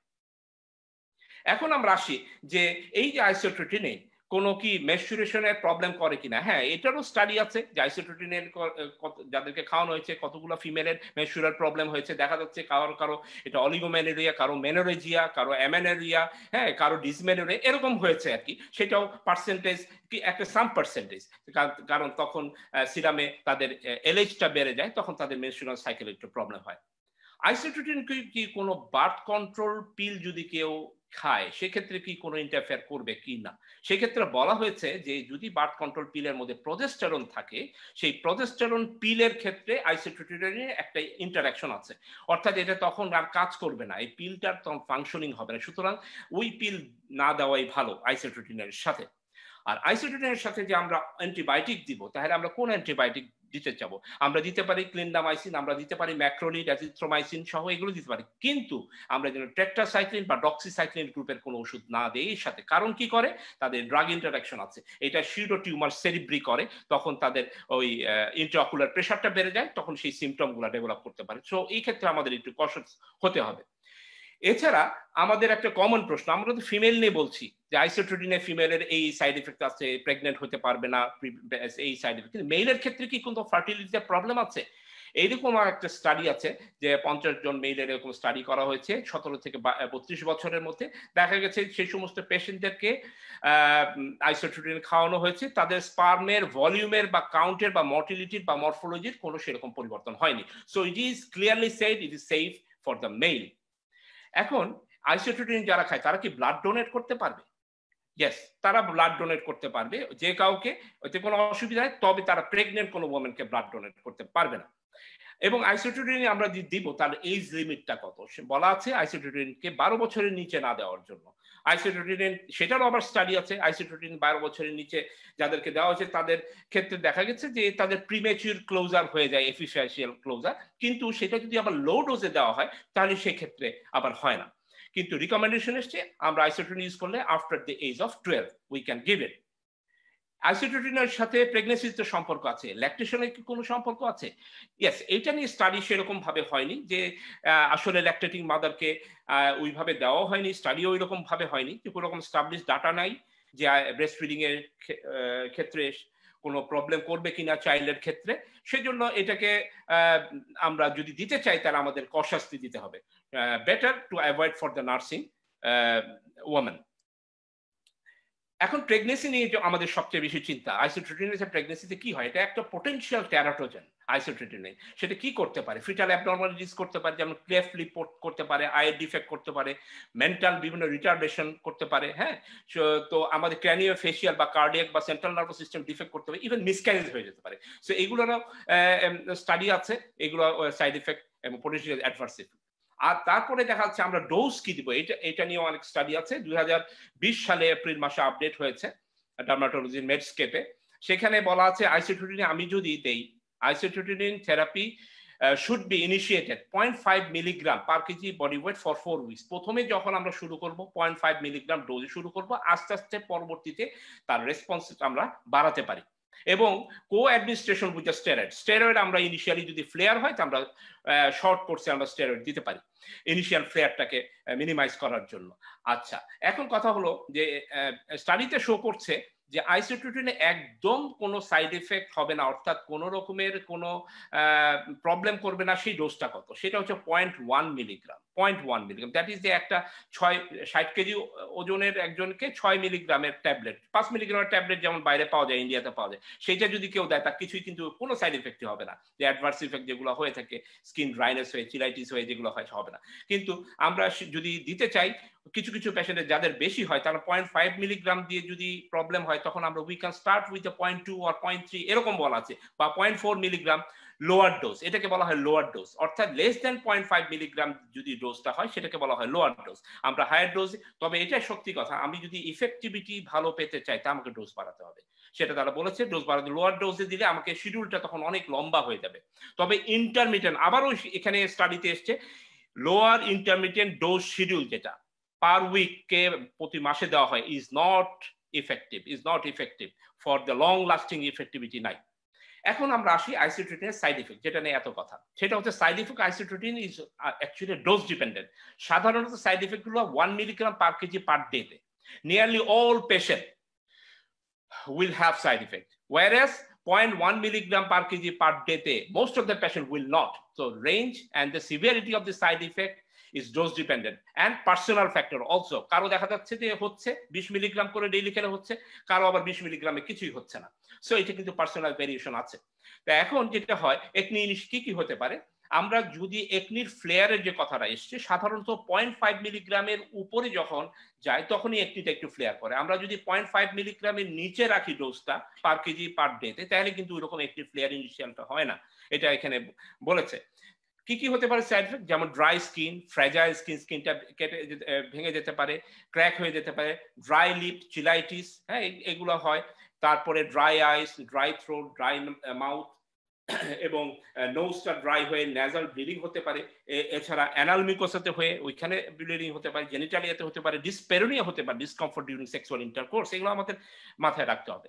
এছাড়া যেগুলো ফেশিয়াল ইরাইথেমা বা টেম্পোরারি হেয়ার লস, দেখা যায় পেশেন্ট বলছে যে হ্যাঁ আপনি ওষুধটা খাচ্ছিলাম কিন্তু 2-3 মাস পর আমার চুল পড়া শুরু হয়েছে, এটা কিন্তু হতে পারে কিছু পেশেন্টের টেম্পোরারি, এবং ব্রিটেল নিয়ালটাও একটু ব্রিটেল হয়ে যেতে পারে। এছাড়া অন্যান্য যেমন হেডেক, কারো করে, এটা কিন্তু সবার হয় না, কারো কারো একটু হেডেক, মায়ালজিয়া, ব্যথা হচ্ছে, আর্থালজিয়া, জয়েন্টে পেন করছে পার্টিকুলার এক্সারসাইজ করার পরে, টায়ার্ড লাগছে, কিছু টায়ার্ডনেস বা লেথার্জি লাগছে, এবং কিছু কিছু ক্ষেত্রে নাইট ভিশনের প্রবলেম হতে পারে। সেই জন্য আসলে বলা হয় যে যারা ড্রাইভিং করে তাদের রাতের বেলা ড্রাইভিং যাতে না করে আইসোটোনিন যারা খায়, এবং এটাও বলা আছে যে যারা আইসোটোনিন খায় যেমন পাইলট, তাদের যেন অথরিটিকে জানিয়ে রাখে সে আইসোটোনিন খাচ্ছে, কারণ তার নাইট ভিশনের প্রবলেম হতে পারে। এছাড়া হাইপারট্রাইগ্লিসারাইডেমিয়া, এটা হতে পারে যেটা হাই লেভেল হয়ে গেলে আসলে খুব তার ক্লিনিক্যাল সিগনিফিকেন্স নাই। এছাড়া হেভি ফ্লো, মেস্টুরাল ফ্লো বা ইরেগুলারিটি, মেস্টুরেশন ইন সাম কেসেস হতে পারে। সো এখন কথা হলো যে আইসোটোনিন যে আমরা দিচ্ছি, আইসোটোনিন যদি দিয়ে পেশেন্ট ভালো হয়ে যায়, আবার যদি পেশেন্টটা রিকার করে, আমরা কি আবার দিতে পারবো? Yes, we can give. আমরা দেখা যায় 50% পেশেন্টের একদম ভালো হয়ে গেছে, কিন্তু আবার কিছু রিকার করলে তখন আমরা এটাকে আবার আইসোটোনিন ফর ফিউ মান্থস আমরা আইসোটোনিন আবার পেশেন্টকে দিতে পারবো। এখন আমরা আসি মেডিকেল ট্রিটমেন্ট বললাম, এখন আমরা আসি লেজার থেরাপি অফ একনি। যেমন নন অ্যাবলেটিভ লেজার আছে smooth beam laser, it's a very good laser and best laser for the acne treatment. Light therapy আছে using non-invasive blue light therapy, red light therapy, non-ablative radio frequency, NDAC laser, IPL or intense pulse light, photodynamic therapy. সেই photodynamic থেরাপিটাও ওই blue লাইটটাই দেওয়া হয় বা ওই যে red light দেওয়া হয়। ফটোডাইনামিক থেরাপি আমরা আসলে বাংলাদেশে ওইভাবে ব্যবহার করি, তবে ওয়েস্টার্ন কান্ট্রিতে তারা ইউজ করে। সেখানে এক ধরনের কেমিক্যাল অ্যামাইনো লিভুলিনিক অ্যাসিড লাগিয়ে তারপরে 1 ঘন্টা পরে দেখা যায় ওই ব্লু লাইটটা দিচ্ছে, এবং সেটা খুব ভালো, তারা বলছে বিভিন্ন স্টাডিতে ভালো কাজ করে। মাসে একবার করে দিতে হয়, 3-4টা সেশন দিলে বেশ একটি ভালো রেসপন্স। অর্থাৎ যারা অরাল ট্রিটমেন্ট বা মেডিকেশনে ইন্টারেস্টেড না, তাদেরকে আমরা লেজার ট্রিটমেন্টে যেতে পারি, এটা একটা অপশন আছে আদার দেন oral treatment. Pulse dye laser আছে, have been used recent years for the treatment of active inflammatory acne and superficial acne scar as well. Smooth beam laser is a diode laser that targets the sebaceous gland and upper part of the dermis. It is advanced multi-effect non-ablative laser treatment applicable for acne scarring, active acne and collagen loss as well. এখানে আমরা একটা দেখছি যে IPL treatment দেওয়া হচ্ছে একনির পেশেন্টের জন্য। যারা আসলে অরাল বা সিস্টেমিক ড্রাগ খেতে চায় না, তাদেরকে তখন আমরা ওই অপশনটাও রেখে একটা আইপিএল ট্রিটমেন্ট দেওয়া যায় কিনা, অর্থাৎ ইনস্ট্যান্ট পালস লাইট, যেটা আমাদের বাংলাদেশে বিভিন্ন সেন্টারে অনেকেই দিচ্ছেন। তারপরে surgical treatment. Surgery is indicated both in active acne and post acne scar. For active acne, surgical treatment only and adjacent to medical therapy. যেমন আমরা এখানে মেডিকেল ট্রিটমেন্টও দিচ্ছি, দেখা গেল যে কমেডন ফর্ম করেছে, এই কমেডনের মধ্যে এই কমেডনগুলো যদি কমেডন এক্সট্রাকশন না করে দেওয়া হয়, আমরা ইলেকট্রো সার্জারি করে করতে পারি অথবা ম্যানুয়ালি করতে পারি কমেডন এক্সট্রাকশন দিয়ে, সেভাবে আমরা করতে পারি। এখানেও ওই রকম ভাবে একটা প্রসিডিউর করা হচ্ছে, তারপরে এট দি সেম টাইম তার মেডিকেল ট্রিটমেন্টও আমরা দিয়ে থাকি।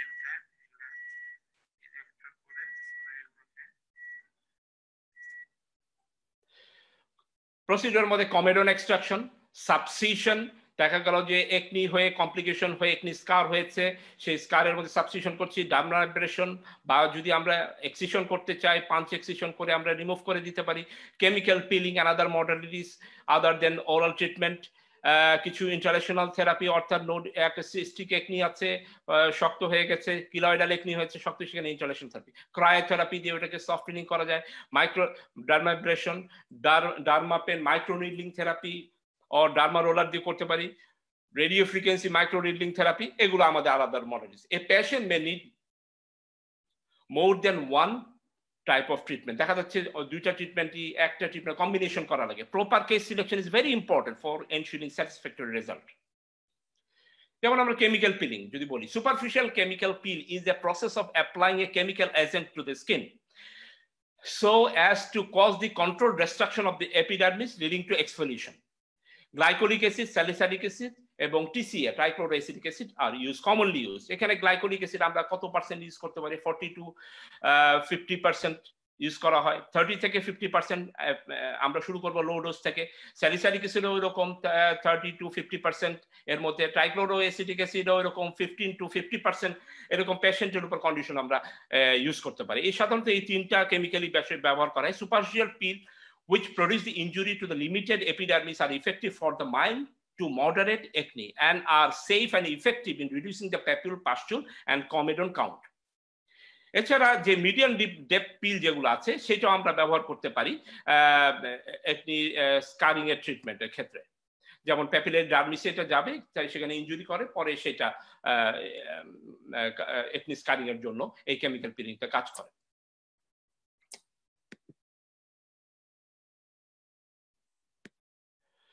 Now the treatment of acne scarring. Proper counseling is very important in the treatment of acne scar. কারণ আমরা জানি এটা 100% কিন্তু ইমপ্রুভ হয় না। সো পেশেন্টকে আগে আমাদেরকে কাউন্সেলিং করে নিতে হবে যে তার স্কার কতটুকু সে ইমপ্রুভ, তার এক্সপেকটেশন কতটুকু। আমরা অবশ্যই তার 50 to বলে দেব 50 to 70% ইমপ্রুভমেন্ট করা সম্ভব। Treatment depends on the type of the acne scar. No single treatment is best for anyone. Combination approach might improve the appearance of the scarring. এখন এরকম আমরা স্কার দিচ্ছি, আইসপিক স্কার, বক্স স্কার, রোলিং স্কার, হাইপারট্রফিক স্কার, এগুলো আমরা জানি। এবং সেই ক্ষেত্রে স্কারের ট্রিটমেন্ট জাস্ট খালি আমি হেডলাইনগুলো বলছি, dermapen microneedling therapy or dermaroller, radio frequency microneedling therapy, surgical punch যেমন পাঞ্চ এক্সিশন বা পাঞ্চ ইলিভেশন বা পাঞ্চ গ্রাফটিং, লেজার দিয়ে রিসারফেসিং করতে পারি যে CO2 ফ্র্যাকশনাল লেজার, ডার্মাইব্রেশন, সাবসিশন, এবং স্কিনে নিডলিং করা হয়, কেমিক্যাল পিলিং, সফট টিস্যু কিছু ফিলার যেমন কোলাজেন, ফ্যাট বা PRP, এই সমস্ত কিছু সাবস্টেন্স দিয়ে। এছাড়া হাইপারট্রফিক যে স্কার যদি থাকে সেটা স্টেরয়েড দিয়ে ইনজেকশন দিয়ে করা হয়।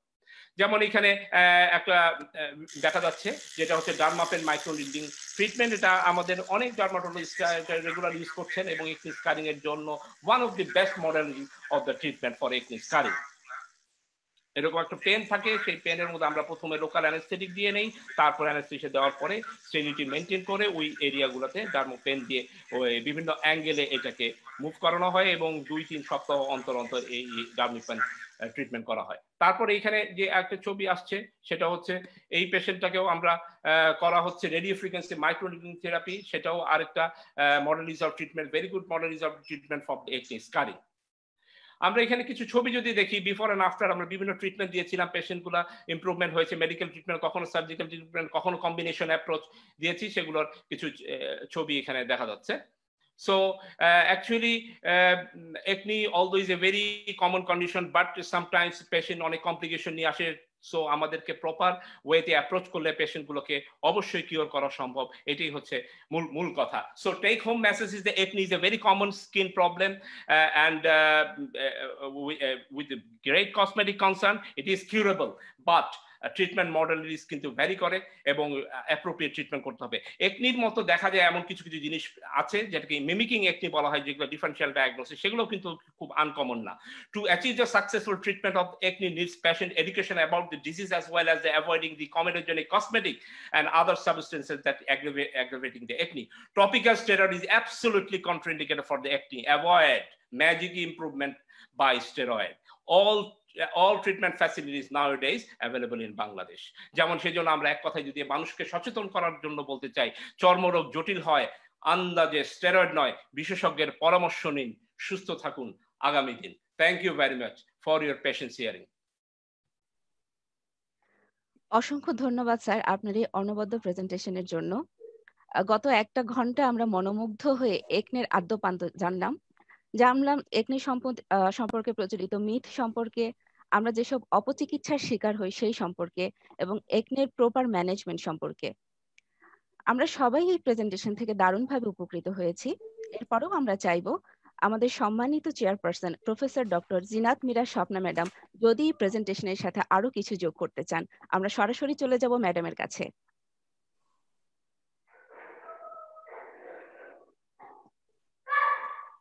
ম্যাডাম আনমিউট করতে হবে, ম্যাডাম আনমিউট করতে হবে।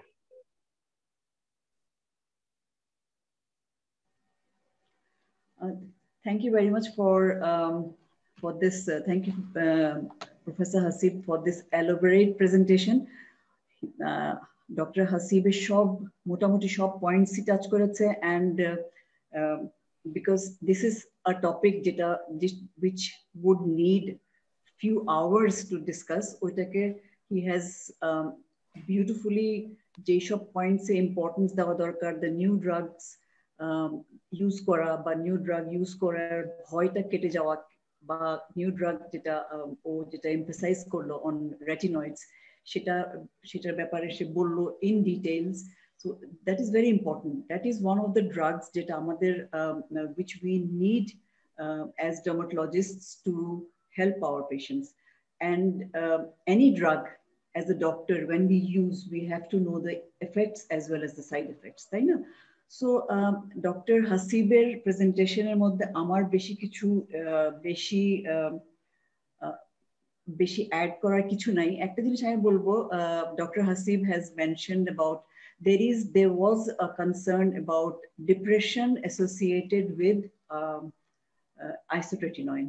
So there has been a meta-analysis on about 1,411 patients, and ওরা দেখেছে, ওরা study করেছে on these patients to see whether isotretinoin causes depression or not. So ওরা যেটা দেখেছে after research that they didn't find any statistical significant কোনো পায় নাই between the drug and depression. Acne as it is, in all stages of acne, a patient might be depressed.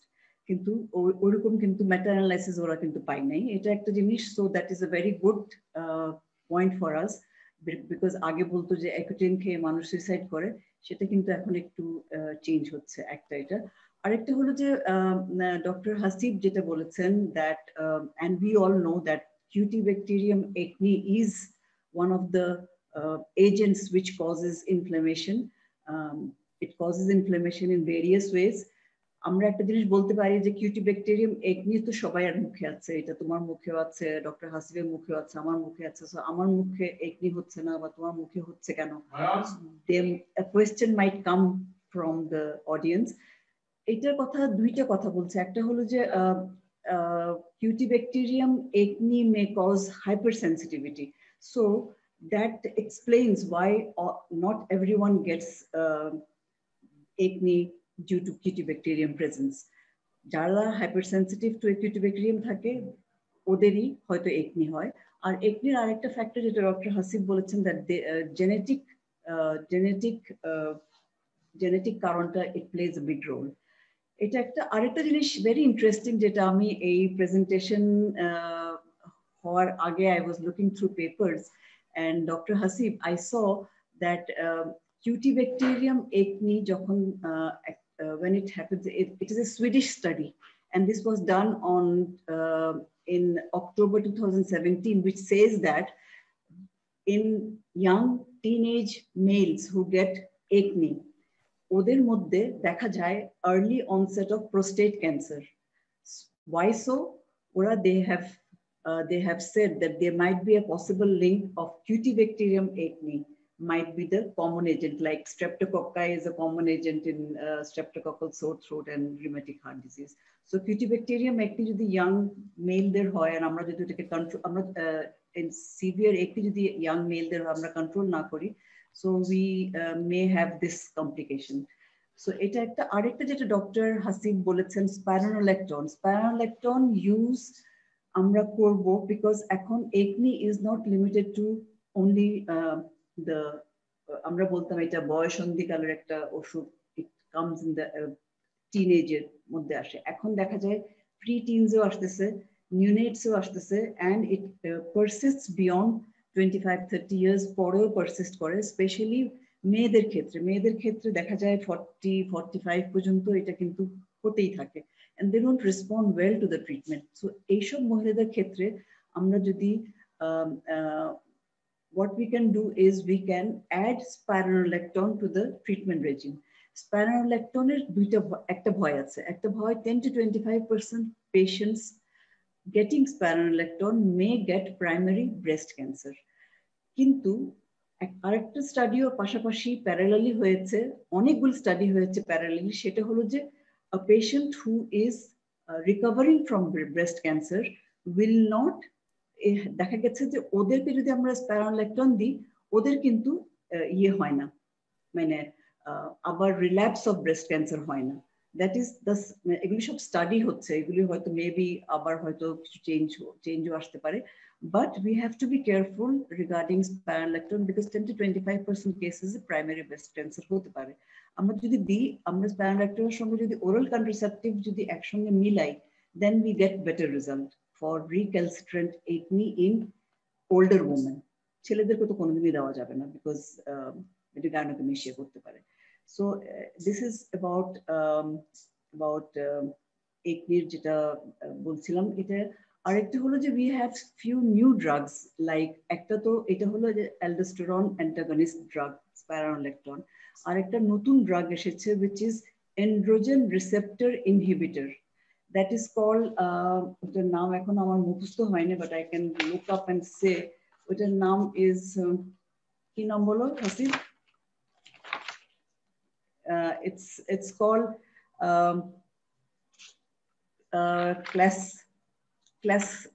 clocosterone, something like that. It's called clascoterone. Clascoterone is 1% cream, and this is an update. This is androgen receptor inhibitor in topical form.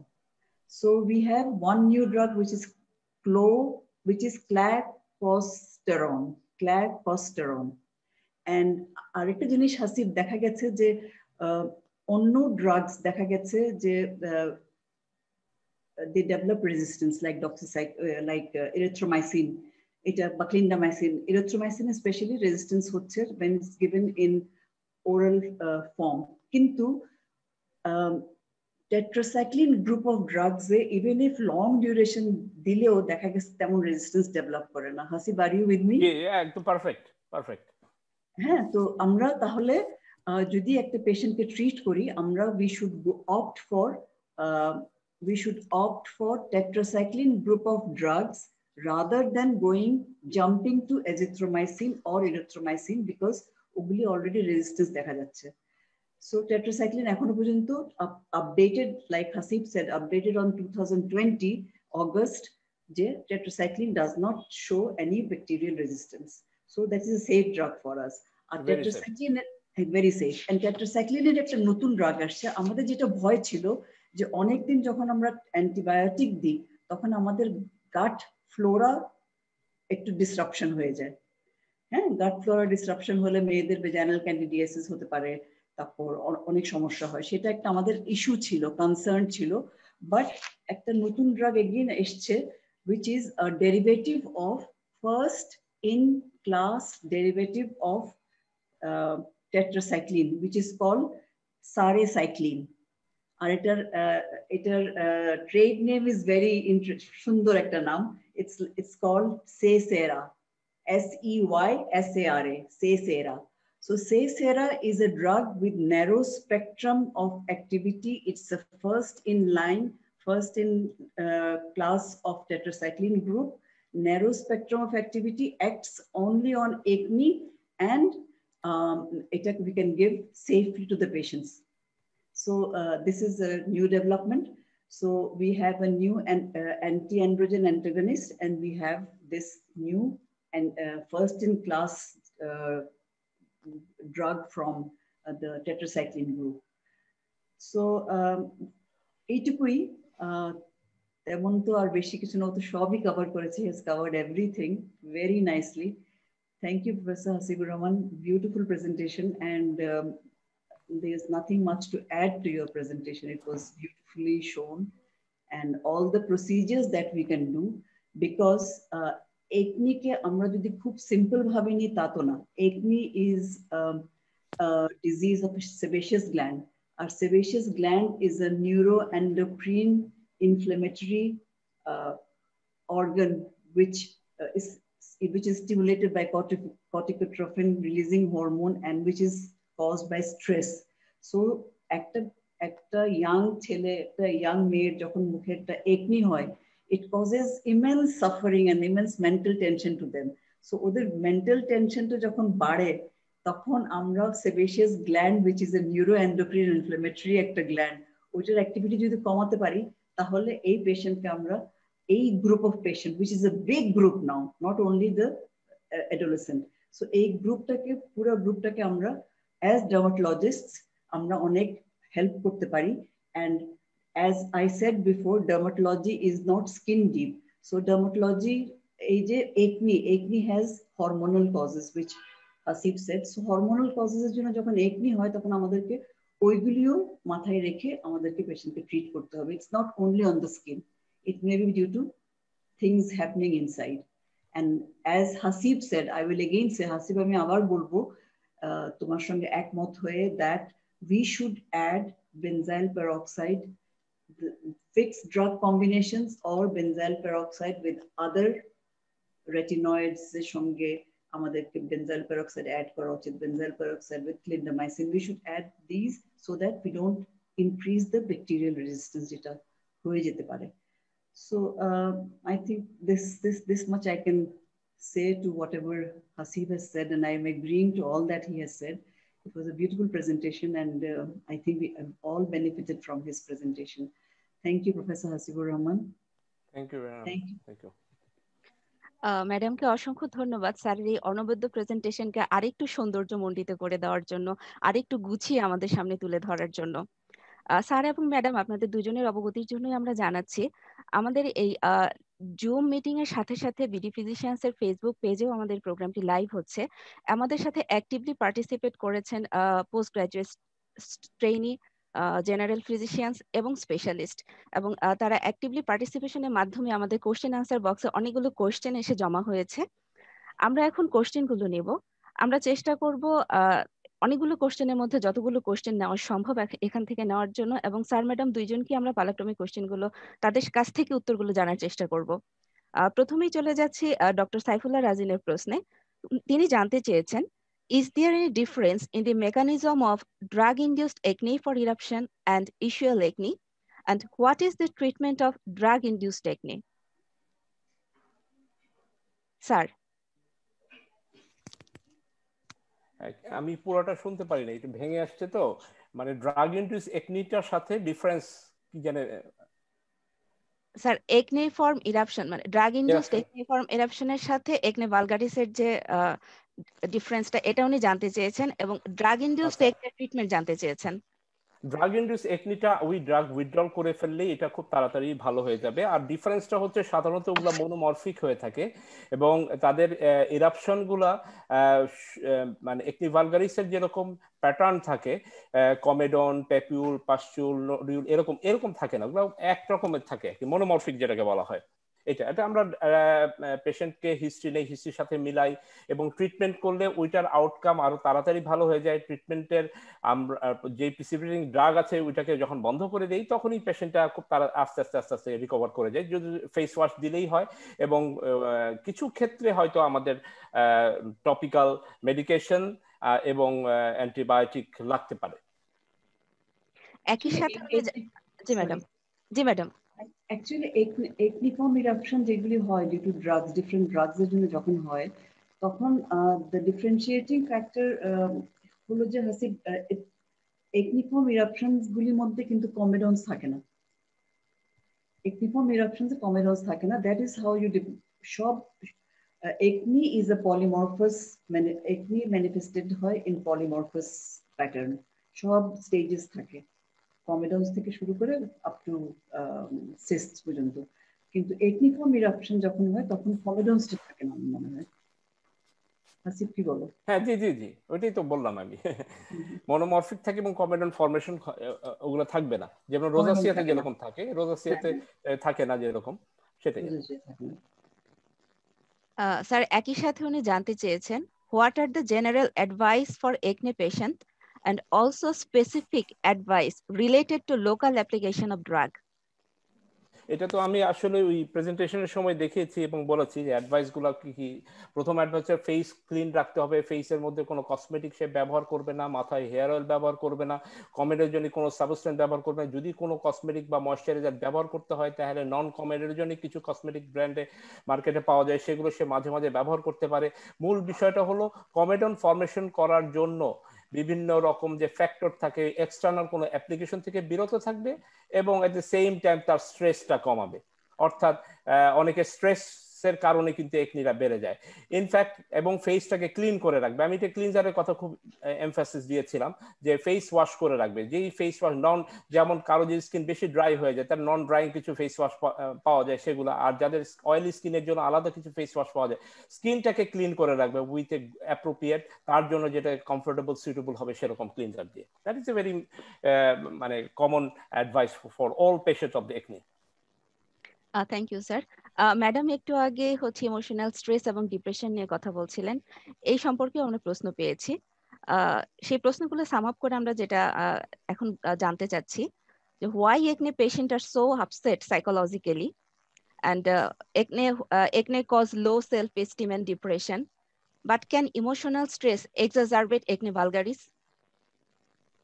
Yeah, the thing is that acne, আমাদের ত্বক, our skin is a visual organ. এটা সবাই চোখে পড়ে। So আমাদের যখন সবচেয়ে বেশি visible when we come in contact, interpersonal যখন কন্ট্যাক্ট হয়, একজনের সঙ্গে আরেকজন দেখা হয়, প্রথমে একজন মানুষ আরেকজন মানুষের মুখের দিকে তাকায়। তো মুখে যখন একটা দাগ থাকে, একটা গর্ত থাকে, একটা পুঁজ থাকে, that makes them very upset because because everyone is conscious about presenting oneself, নিজেকে কিভাবে প্রেজেন্ট করছে, that is very important. So এটা সবসময় ইম্পর্টেন্ট ছিল, শুধু এই যুগে না, আগের যুগেও ছিল, এই যুগে আরো বেশি because of the social media, তাই না? সোশ্যাল মিডিয়া বলো বা হোয়াট এভার, সবকিছুতেই this is very important. So এখন যেটা হয়, একনি তো হচ্ছে বিকজ অফ দ্য প্যাথোজেনেসিস, যেটা ডক্টর হাসিব বলেছেন, অনেকগুলি স্টেপস আছে, দেয়ার 4 স্টেপস অফ প্যাথোজেনেসিস, 4 রিজনস যেগুলি হয়, জেনেটিক ফ্যাক্টর আছে। তো এইসবের জন্য একটা মানুষের যখন একনি হলো, সে মানুষ যদি ওইটার জন্য স্ট্রেস করে বা ওইটার জন্য ডিপ্রেস বা লো সেলফ এস্টিম যদি ওটাতে ভোগে, তাহলে ওর ওইটা আবার একটা বিশেষ সাইকেলে চলে যাবে। বিশেষ সাইকেলে গিয়ে, বিকজ যেটা বলছিলাম, the sebaceous gland is a neuro endocrine inflammatory একটা ছোট্ট একটা গ্ল্যান্ড।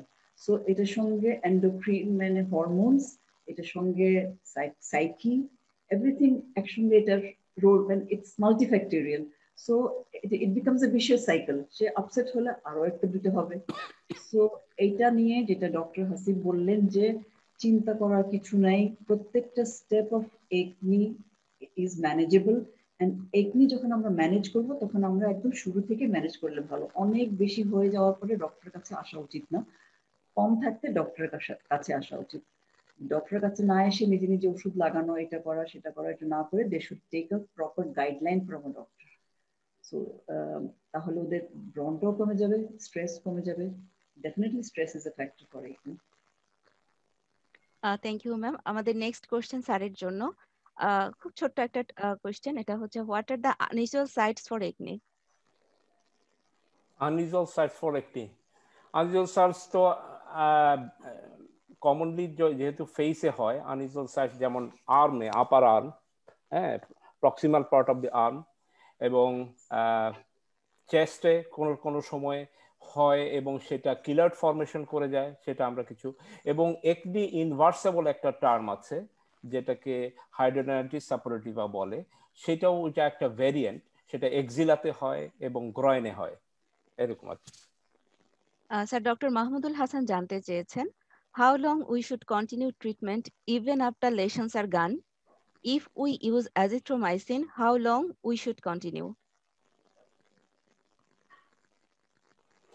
অ্যাজিথ্রোমাইসিন আমরা ইউজুয়ালি 3 মাস দিয়ে থাকি, তো এটা 4 মাস পর্যন্ত দেওয়ার রিকমেন্ডেশন আছে। যে কোনো অ্যান্টিবায়োটিক দিলে এটা 3 থেকে 4 মাস পর্যন্ত এটা আমরা কন্টিনিউ করতে পারি। If you want to change the drug, then we can change it or we can add something after 2 months. Next question, ম্যাডামের জন্য, common pitfalls in acne management and do's and don'ts of acne management. Common pitfalls যেটা হয় সেটা হলো যে যেটা doctor Hasib বলছেন that we need to have a regime for to manage our acne. একটা পেশেন্টের যখন ব্রণ হয়, patient needs to follow certain steps like regular in the morning, getting up in the morning, cleaning the face. Then if the face, কিছু মানুষের face combination থাকে মানে পেশেন্টটা হয়তো এটোপিক পেশেন্ট, ওদের একটু স্কিনটা একটু ড্রাই থাকে, আবার ওদের একনি হচ্ছে, সো ওদের ওরকম পেশেন্টকে আমরা বলি যে একটা মাইল্ড ক্লিনজার ইউজ করার পরে to use a moisturizer.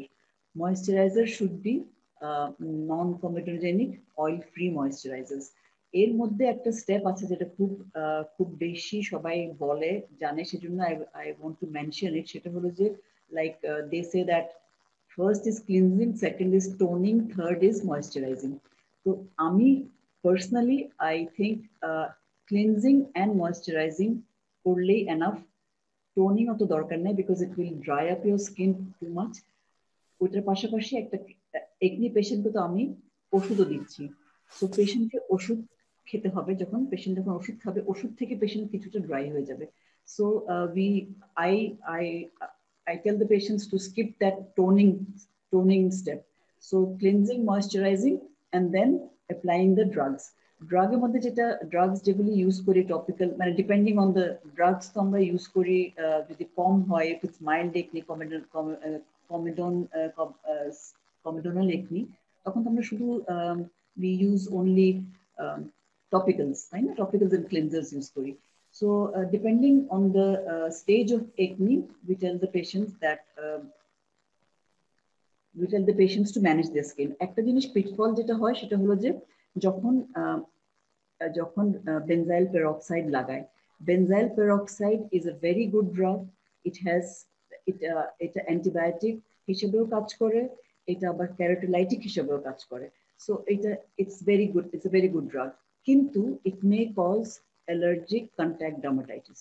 এখন অ্যালার্জিক কন্ট্যাক্ট ডার্মাটাইটিস যদি আমরা বেনজাইল পেরক্সাইড থেকে পাই, তাহলে বেনজাইল পেরক্সাইডটা বন্ধ করব, or will do a patch test.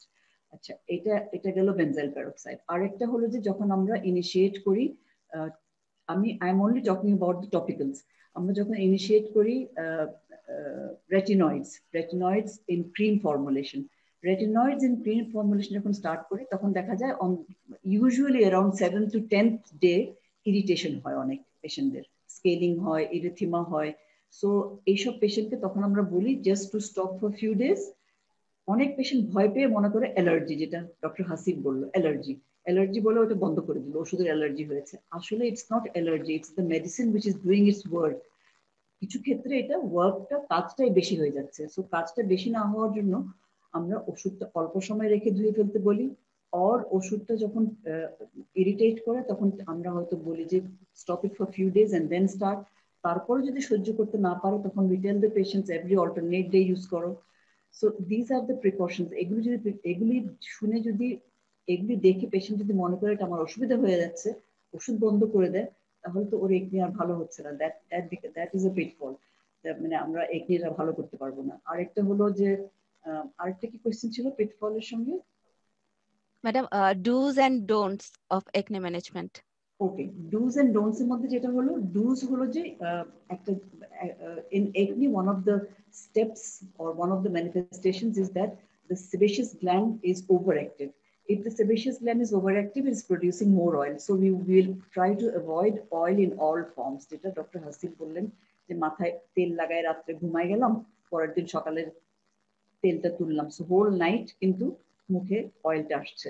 We have to tell the patient not to do it. আমাদের দেশে খুব অয়েল লাগানোর একটা প্রবণতা আছে। So what we tell the patients, আপনি তেল লাগান, হাফ অ্যান আওয়ার পরে শ্যাম্পু ইট অফ। আরেকটা হলো যে we tell the patients that do's এর মধ্যে everything that they use, like একটা মহিলা যদি ফাউন্ডেশন ইউজ করে, একটা মহিলা পুরুষ যদি সানস্ক্রিন ইউজ করে, they should all be water based, aqua based হতে হবে। They can use the, এখন প্রত্যেকটা ভালো কোম্পানিতে there is a parallel line of cosmetics যেটা oil free, non comedogenic, for acne prone skin, ভালো ব্র্যান্ডের মধ্যে, so they have to go for acne for oil free products. ওরা পাউডার্স লাগাতে পারে, লোশন না লাগায়, powders are more drier, they keep the skin dry, সেটা হয়তো করতে পারে।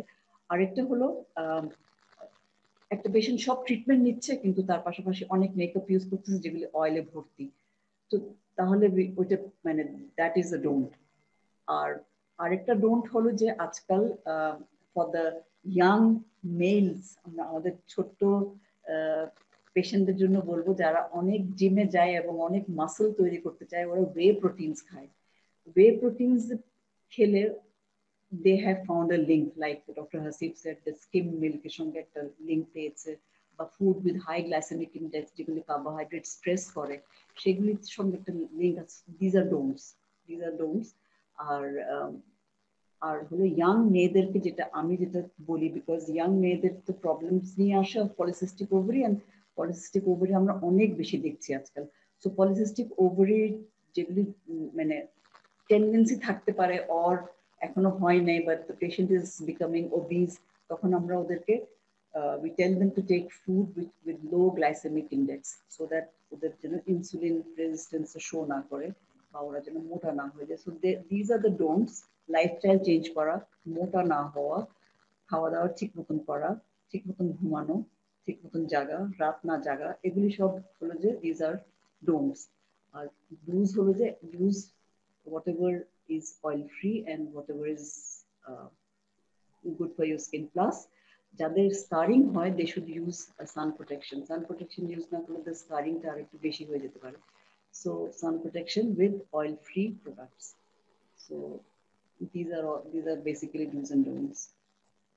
থ্যাংক ইউ ম্যাডাম এত সুন্দর করে বুঝিয়ে বলার জন্য।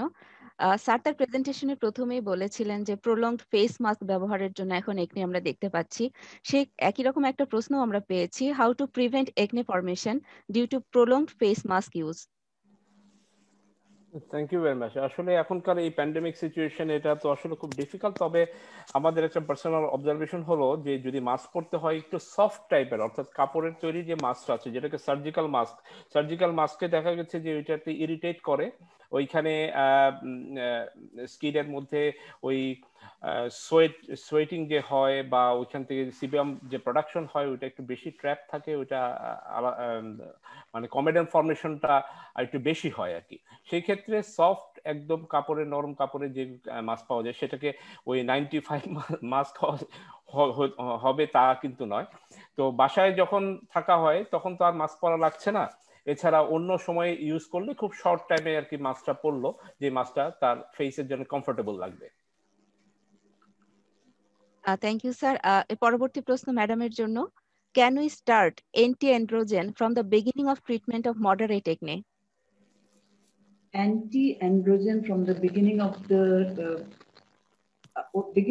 যদি এটা যদি কমেডোলাইটিক একনির জন্য দরকার নাই, যদি মডারেট একনি হয়, মাইল্ড না, যদি মডারেট একনি হয় তাহলে we can start hormone therapy, not spironolactone. We can start oral contraceptive pill with which has more estrogen content. যেটা তুমি বললে গায়াম 35, যেটার মধ্যে ইথাইনাল এস্ট্রাডিওল গ্রসপেরিনন থাকে, হ্যাঁ, সেটা স্টার্ট করতে পারে। সেটা একটা সুবিধা কি, যদি ওইটা স্টার্ট করা হয়, these contraceptive estrogen containing contraceptives has the ability যে এটা করে কি লিভারের উপরে কাজ করে, and it increases the production of কি বলে এটাকে SHBG, which is steroid hormone binding globulin. তার মানে অ্যান্ড্রোজেন গুলিকে বাইন্ড করে ফেলে। সো অ্যান্ড্রোজেন গুলিকে বাইন্ড করে ফেললে ফ্রি টেস্টোস্টেরন লেভেলটা কিন্তু ব্লাড থেকে কমে যাচ্ছে।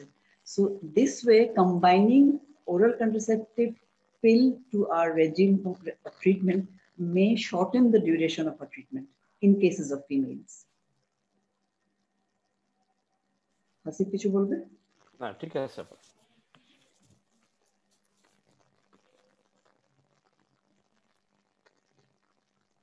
আখির এটা আটকে গেছে বোধহয়, ডিসকানেক্টেড মনে হয়।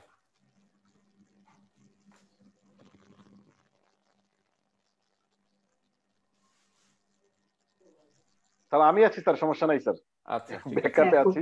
ওখান থেকে অনেক question- কোশ্চেন, হ্যাঁ, অনেক পাঠিয়ে কোশ্চেন আছে স্যার, আমি আর কিছু কোশ্চেন নেই স্যার।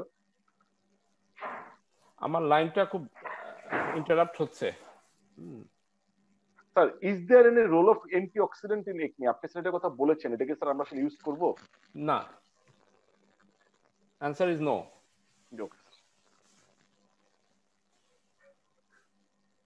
নেক্সট আর তিনটা কোশ্চেন নিব স্যার, তারপর আমরা শেষ করে দিব। আর এটা খুব ইম্পর্টেন্ট কোশ্চেন ম্যাডামের জন্য।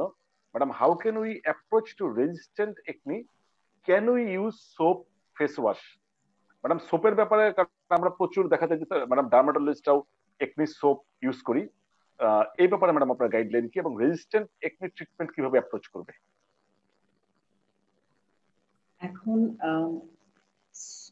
এখানে দুইটা কোশ্চেন আছে, একটা হলো সোপের ব্যাপারে। হ্যাঁ, সোপ আমরা কি ইউজ করি? We use salicylic acid containing soups. তো স্যালিসাইলিক অ্যাসিডটা যেটা হয় when we apply it on our face, salicylic acid soap or salicylic acid containing face washes, when we apply it on our face, it goes into the follicle here, মানে follicle এর ভিতরে ঢুকে যায়, ঢুকে গিয়ে it acts there and it cleanses the follicle. So we get a good result from salicylic acid containing face washes or salicylic acid containing soaps. এখন যেটা কথা হচ্ছে রেজিস্ট্যান্ট একনি। রেজিস্ট্যান্ট একনি আমরা কখন বলবো? রেজিস্ট্যান্ট একনি বলা হবে যখন after a substantial duration, like which Hasib said, যে 3 মাস পরে একটা পেশেন্ট ভালো হচ্ছে না, প্রপার ট্রিটমেন্ট, প্রপার স্টেজিং করে প্রপার ট্রিটমেন্ট দেওয়া হয়েছে, তারপরে পেশেন্ট ভালো হচ্ছে না, we might call that resistant or recalcitrant acne. Na? So in cases of female, আমাদের একটু সুবিধা আছে। In cases of female, we can add spironolactone 25 milligram to 200 milligram পর্যন্ত আমরা দিতে পারি একটা পেশেন্টকে। এটা this is aldosterone antagonist and it may cause hyperkalemia, কিন্তু অনেক স্টাডি করে দেখেছে that hyperkalemia is not a very big issue. তারপরও খেয়াল রাখতে হবে। আমরা in cases of female we can add spironolactone to the regime, এটা করতে পারি। আর একটা হলো যে এখন this question is, Hasib তোমার কি মনে হয়? This question is little vague. Question হচ্ছে খুব vague question এটা। না, আসলে হচ্ছে কি রেজিস্ট্যান্ট একনি যেটাই হোক না, আমি এটাই হাইলাইট করতে চেয়েছি আজকের যে প্রেজেন্টেশনে, যে আমরা একনির জন্য যেন আইসোটোটিন ব্যবহার করি। যে কোনো একনি, অর্থাৎ যত কমপ্লিকেটেড একনি হোক না কেন, সেটা আমাদের হাতে যে অস্ত্রটা রয়েছে, যে হাতে যে আমাদের ওষুধটা রয়েছে, সেটা হচ্ছে best medicine at any cost. আমরা যদি এটা প্রপার ইউজ করতে পারি, then we can cure acne, whatever it is the situation আর কন্ডিশন, এটা রেজিস্ট্যান্ট হোক। আমার তো অ্যান্টিবায়োটিকের এখানে রোল খুব একটা নাই। অ্যান্টিবায়োটিক এখানে বলাই আছে, ওরা রিকমেন্ডেশন বলেছে অ্যান্টিবায়োটিকটার কাজ, অ্যান্টিবায়োটিক তো একনি কিওর করে না, অ্যান্টিবায়োটিক একনিটাকে কমিয়ে দেয়। কিন্তু তাহলে আমার অ্যান্টিবায়োটিকের রেজিস্ট্যান্স নিয়ে অতটা কনসার্ন হওয়ার কিছু নাই। আর অ্যান্টিবায়োটিকে তাদের স্টাডিতে বলছে এটা ওই রকম রেজিস্ট্যান্ট হয় না oral antibiotic, rather than topical antibiotic resistant হচ্ছে। সুতরাং রেজিস্ট্যান্স ইস্যুটা আসছে কেন? এই ক্ষেত্রে রেজিস্ট্যান্সটা কিন্তু খুব বেশি বড় ইস্যু না, বরঞ্চ এটা কিওর হচ্ছে না, এটা হলো কিওর অন্য কারণে হচ্ছে না, আমাদের অন্যদিকে লুক করতে হবে। এবং সেই জন্য আইসোটোটিনের কোনো বিকল্প নাই। আইসোটোটিন দিয়ে আমার বিশ্বাস, এবং আমরা বিভিন্ন দীর্ঘদিন ধরে ব্যবহার করছি, আমাদের experience we have seen there is no acne, in my experience I have seen যে এটা কিওর হয় না। আইসোটোটিন is the drug for cure acne. Thank you very much. Hasib, আমার একটা কোয়েশ্চেন, তাহলে যখন আমি আইসোটোটিন চিন্তা করব, আইসোটোটিন বলা হয় we should give it when it is stage grade 4, grade 3 or grade 4 acne যখন হয়, তখন আমরা দিব। তো এখন যে কোয়েশ্চেনটা করেছে দ্যাট রেজিস্ট্যান্ট একনিতে আমরা কি করব? এখন যদি একটা পেশেন্ট মাইল্ড মডারেট একনি, মানে সেকেন্ড স্টেজ গ্রেড 2 একনি, যদি কাজ না করে টু দিস ড্রাগস, তখন কি আমরা সেই ক্ষেত্রে কাজ না করলে আমরা অবশ্যই তো অপশন যে আছে আমাদের অল্টারনেটিভ অ্যান্টিবায়োটিক আছে, সেক্ষেত্রে আমরা ওই অ্যান্টিবায়োটিকে যাব। যেমন আপনি বলেছেন যে বেস্ট ড্রাগ হচ্ছে টেট্রাসাইক্লিন, নো ডাউট, এবং আপনিও আমার সাথে এগ্রি করবেন, নতুন যে ড্রাগ এসছে যেটাকে আমরা থিওরিটিক্যালি দেখেছি minocycline is a very good drug, but আমরা এটা ইউজ করেছি দীর্ঘদিন। নতুন যে আমাদের ড্রাগ এসছে বাংলাদেশে অ্যাভেলেবল হচ্ছে, তারপরে আমার অবজারভেশন হলো tetracycline is the better drug. Tetracycline আমরা সে পুরোনো ওষুধটা এখনো মনে হয় এটাও মিনোসাইক্লিনের চেয়ে আমাদের দেশের যে মিনোসাইক্লিন যেটা পাওয়া যায় এটা বেটার কাজ করে, এটা আমার অবজারভেশন। সো আমরা টেট্রাসাইক্লিন দিয়ে যদি আমরা বেটার না পাই, উই উইল গো ফর লাইমেসাইক্লিন আছে, এদিকে ক্লিন্ডামাইসিন আছে, এদিকে অ্যাজিথ্রোমাইসিন আছে, আমাদের অপশন আছে তো। So we will go for another drug. এবং আই ডু বিলিভ যে আমরা যে অল্টারনেটিভ ড্রাগে চলে যাই তখন কিন্তু পেশেন্টের রেসপন্স ভালো হয়। দেখা যায় যে হ্যাঁ অ্যাজিথ্রোমাইসিনে কাজ করছে না, যখন আমরা সুইচ করে দিলাম 2-3 মাস পরে অন্য একটা ড্রাগে, নট উইদিন 1 মান্থ, এটাই বলছে যে 1 মাসের মধ্যেই যেন আমরা চেঞ্জ না করি, আমরা একটু ওয়েট করি, কারণ কাজ করতে তো সময় লাগে। সো আমরা যখন চেঞ্জ করে অন্যটাতে যাই তখন ওই যেটা বলছেন যে আমাদের মডারেট টেকনিকগুলা সেই ক্ষেত্রে আমরা যদি দিতে পারি। আর মাইল্ড টেকনিক তো দরকার প্রয়োজনই নাই। মাইল্ড টেকনিক ক্ষেত্রে ফেস ওয়াশ যেটা আপনি বলেছেন খুবই ভালো, আসলে স্যালিসাইলিক অ্যাসিডের সাথে সালফার একটা গুড অ্যান্টিব্যাকটেরিয়াল অ্যাকশন আছে, এবং ওইটার ক্যারাটোলাইটিক একটা এরকম সোপ পাওয়া যায়, that is a very good face wash. সেরকম গ্লাইকোলিক অ্যাসিডও আছে, কিছু কিছু জায়গায় এরকম বিভিন্ন ফার্মাসিউটিক্যাল কোম্পানিরা তৈরি করছে glycolic acid, salicylic acid, sulphur, এই যে রেজিমটা, এটা যে যখন ক্লিনজার করবে সে রাখবে তখন কিন্তু তার ওই সমস্ত ব্যাকটেরিয়াগুলোও কিন্তু কিল্ড হয়ে যায়। এবং সেই মাইল্ড কেসেও যদি আমরা রেজিস্ট্যান্সের কথা চিন্তা করি তাহলে তো আমরা শুধু ফেস ওয়াশ দিয়ে পেশেন্টকে অনেক ভালো রাখতে পারবো, এবং অনেক পেশেন্টও আসলে এতে বেশ হ্যাপি। হ্যাঁ, তাদেরকে অ্যান্টিবায়োটিক হয়তো ওরাল লাগেও না। জি, কম হলে। আমাদের পরবর্তী প্রশ্ন স্যারের জন্য। Sir, is there any association between obesity and acne? Obesity and acne, হ্যাঁ রিলেশন দেখা যায় যে এই ওবেসিটির সাথে একনির একটা সম্পর্ক আছে, এবং সেই ওবেসিটির সাথে পলিসিস্টিক ওভারি আমরা ফিমেলেই বেশি পাই। যে একনি যখন একজন ওবেস ওমেনের থাকে তখন পলিসিস্টিক ওভারি সিনড্রোম থাকে, এবং তাদের ক্ষেত্রেই আমাদের ওই ওবেসিটির ম্যানেজমেন্টের সাথে করতে হয় অ্যালং উইথ দ্য পিসিওর ম্যানেজমেন্ট। আর আরেকটা জিনিস হচ্ছে যে যখন একটা পেশেন্ট ওবেস থাকে সেই পেশেন্টের যে ডোজটা রেজিমটা, অর্থাৎ আমরা তার ডোজ কিন্তু বেশি হয়, আমরা তখন ইউজুয়াল যে লো ডোজে আইসোট্রিটিনিন দিব বা লো ডোজে আমরা যেভাবে অ্যান্টিবায়োটিক দেই তখন ওবেস পেশেন্টের কিন্তু ওইটাতে তার ফুলফিল করে না, ডোজ কিন্তু তখন বাড়িয়ে দিতে হয়। এবং তখন তার ডোজ না বাড়িয়ে দিলে কনভেনশনাল ডোজে রাখলে তখন সেই পেশেন্টটা ভালো হতে চায় না, তখন বলে যে এতে তো ভালো হচ্ছে না, কেন এরকম হলো। হ্যাঁ, সো এইটার সাথে একটা ওবেসিটির সাথে একনির একটা কোরিলেশন ফিমেলের বেশি পাই আমরা, এবং সেটা পলিসিস্টিক ওভারির সাথে, এবং হাইপার অ্যান্ড্রোনালিজম থাকে অনেক সময়, সেটাও আমরা পেয়ে থাকি। আমাদের লাস্ট কোশ্চেন ম্যাডামের জন্য। Madam, একনে with PCOS, does it need any additional treatment approach? Yes, definitely, because acne যখন আমরা দেখি যে the cause of acne আমরা যখন দেখি ভালো হচ্ছে না বা অনেক মানে হিস্ট্রি যখন নিই আমরা তখন হিস্ট্রি থাকে মানে পলিসিস্টিক ওভারি পেশেন্টদের হিস্ট্রি থাকে of oligomenorrhoea, that is less than 9 cycles in 1 year, হ্যাঁ, or amenorrhea for 3 months 6 months, এরকম একটা হিস্ট্রি যখন দেয়। প্লাস আমরা যদি ওবেসিটি দেখি, অন্য সাইন্স অফ পলিসিস্টিক ওভারি দেখা যায়, একটু হয়তো আনওয়ান্টেড হেয়ার আছে বা হেয়ার ফল করছে, এইসব হিস্ট্রি যখন দেখি তখন আমরা পেশেন্টকে উই ডু দ্য ওয়ার্কআপে পলিসিস্টিক ওভারি যখন ধরা পড়ে, বা অনেক সময় দেখা যায় পলিসিস্টিক ওভারি নাই কিন্তু হয়তো লিউটিনাইজিং হরমোনটা বেড়ে গেল বা প্রোল্যাকটিনটা বেড়ে গেল, এইসব যখন একটু টেস্টগুলির মধ্যে যখন কিছু আমরা লক্ষণ যখন পাই তখন what we do is that we give the treatment depending on the stage of acne. Treatment আমরা দিই, পেশেন্টকে লাইফস্টাইল চেঞ্জ করতে বলি, পেশেন্টকে ওয়েট রিডিউস করতে বলি, পেশেন্টকে মেটফরমিন দেওয়া হয়, so that metformin acts on the মানে it decreases the insulin resistance-টাকে ডিক্রিজ করে, ওবেসিটিটা কমায়, plus it regularizes the hormones. So এটা একদম মানে এটা one of the additional treatment that we add in a patient of polycystic ovary. আর হলো যে এইসব পেশেন্টদেরকে আমরা যেটা করি সেটা হলো we in these patients there are two choices for us. একটা হলো যে in addition to the treatment that we give, we can add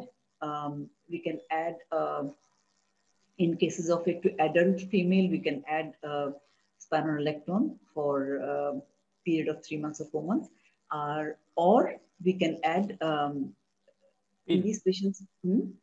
Pill, oral. Oral pill. Oral pill add করাটা সবচেয়ে ভালো, because oral pill এ তো যেটা বললাম সেটা হলো যে it reduces the free testosterone from the blood, তাই না? So it has additionally help করছে. So these are two options for us. So depending on the patient, depending on the individual patient, we choose one of the options to add to our normal treatment. ঠিক আছে? আর এই তো। Thank you madam. যদিও আরো অনেক প্রশ্ন জমে আছে, কিন্তু সময় স্বল্পতার জন্য আমরা এর চেয়ে বেশি প্রশ্ন ঠিক আজকে নিতে পারছি না। আমাদের আজকের এই আপডেটেড ম্যানেজমেন্ট অফ একনের সাথে আমাদের সায়েন্টিফিক পার্টনার হিসেবে আমাদের সাথে ছিল health care pharmaceuticals. Health care pharmaceuticals বরাবরই আমাদেরকে তাদের ফ্রেন্ডলি হ্যান্ড আমাদের জন্য এক্সটেন্ড করে রেখেছে। আজকে হেলথ কেয়ার ফার্মাসিউটিক্যালের পক্ষ থেকে ভোট অফ থ্যাঙ্কস নিয়ে আসবেন Mohammad Rezwan Kabir, group product manager SMD health care pharmaceuticals limited. Mohammad Rezwan Kabir. আসসালামু আলাইকুম, থ্যাংক ইউ আকি ম্যাডাম। আজকের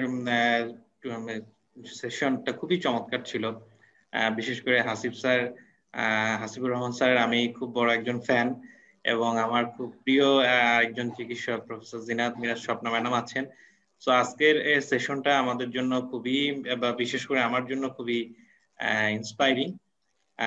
ফার্স্ট অফ অল আমি প্রথমেই বিডি ফিজিশিয়ানের এই প্ল্যাটফর্মটাকে ম্যাডাম এহসান স্যারকে প্রতি কৃতজ্ঞতা প্রকাশ করছি যে হেলথ কেয়ার ফার্মাসিউটিক্যালস আমরা অলওয়েজ হচ্ছে একাডেমিক এবং সায়েন্টিফিক যে সাপোর্ট গুলা বা সায়েন্টিফিক যে ইভেন্টস গুলা, এটাতে আমরা সবসময় ইনভলভ থাকতে চাই, এবং আমরা প্রাউড ফিল করি, আমরা অনার্ড ফিল করি যে এই ধরনের প্ল্যাটফর্ম এবং একাডেমিক সব ধরনের অ্যাক্টিভিটিস আমরা health care pharmaceuticals as a pioneer supporter or pioneer partner হিসেবে সবসময় থাকবো। আজকে ম্যাডাম স্যার আপনারা জানেন health care pharmaceuticals limited from its every aspects of its operation, from manufacturing and all aspects of our business profile, আমরা যে quality maintain করি, যে কোয়ালিটি প্ল্যাটফর্মটা মেইনটেইন করি, এবং আমাদের এই কোয়ালিটি প্র্যাকটিস অলরেডি ইন্টারন্যাশনাল বহু অর্গানাইজেশন এবং বহু কান্ট্রি দ্বারা রিকগনাইজ। আমরা অ্যাক্রিডিটেড হয়েছি সিঙ্গাপুর, মালয়েশিয়া, ইভেন কি অস্ট্রেলিয়ার যে রেগুলেটরি বডিগুলো আছে তারা আমাদের যে কোয়ালিটি প্র্যাকটিস গুলোকে রেকগনাইজ করেছেন। সো আমরা অ্যাট প্রেজেন্ট অলমোস্ট 30 থেকে 35 কান্ট্রিজ আমাদের মেডিসিন এক্সপোর্ট করছি। So we have a very strong quality practice platform in our house, এবং আমরা হেলথ কেয়ার ফার্মাসিউটিক্যালস অলওয়েজ একটা অথরাইজ যে ফিজিশিয়ান এবং চিকিৎসক বৃন্দরা আপনারা যারা আছেন এই প্ল্যাটফর্মটাতে আমরা সবসময় কাজ করতে চাই, এবং চমৎকার চমৎকার আমাদের কিছু মেডিসিন আছে আপনারা সব জানেন।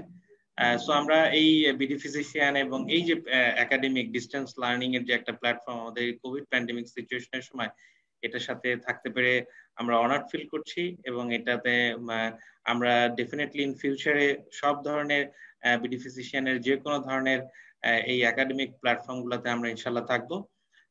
লাস্টলি আমি মহান আল্লাহ পাকের কাছে দোয়া করব আমাদের এই কোভিড প্যান্ডেমিকে যে আমাদের যে ফ্রন্ট লাইনের চিকিৎসক বৃন্দ যারা আজ পর্যন্ত যতজন চিকিৎসক মৃত্যুবরণ করেছেন, আল্লাহ পাক যেন তাদেরকে জান্নাতুল ফেরদৌস নসিব করেন, এবং আল্লাহ পাক বলে দিয়েছেন যে ডেফিনেট তারা শহীদ মর্যাদা পাবেন।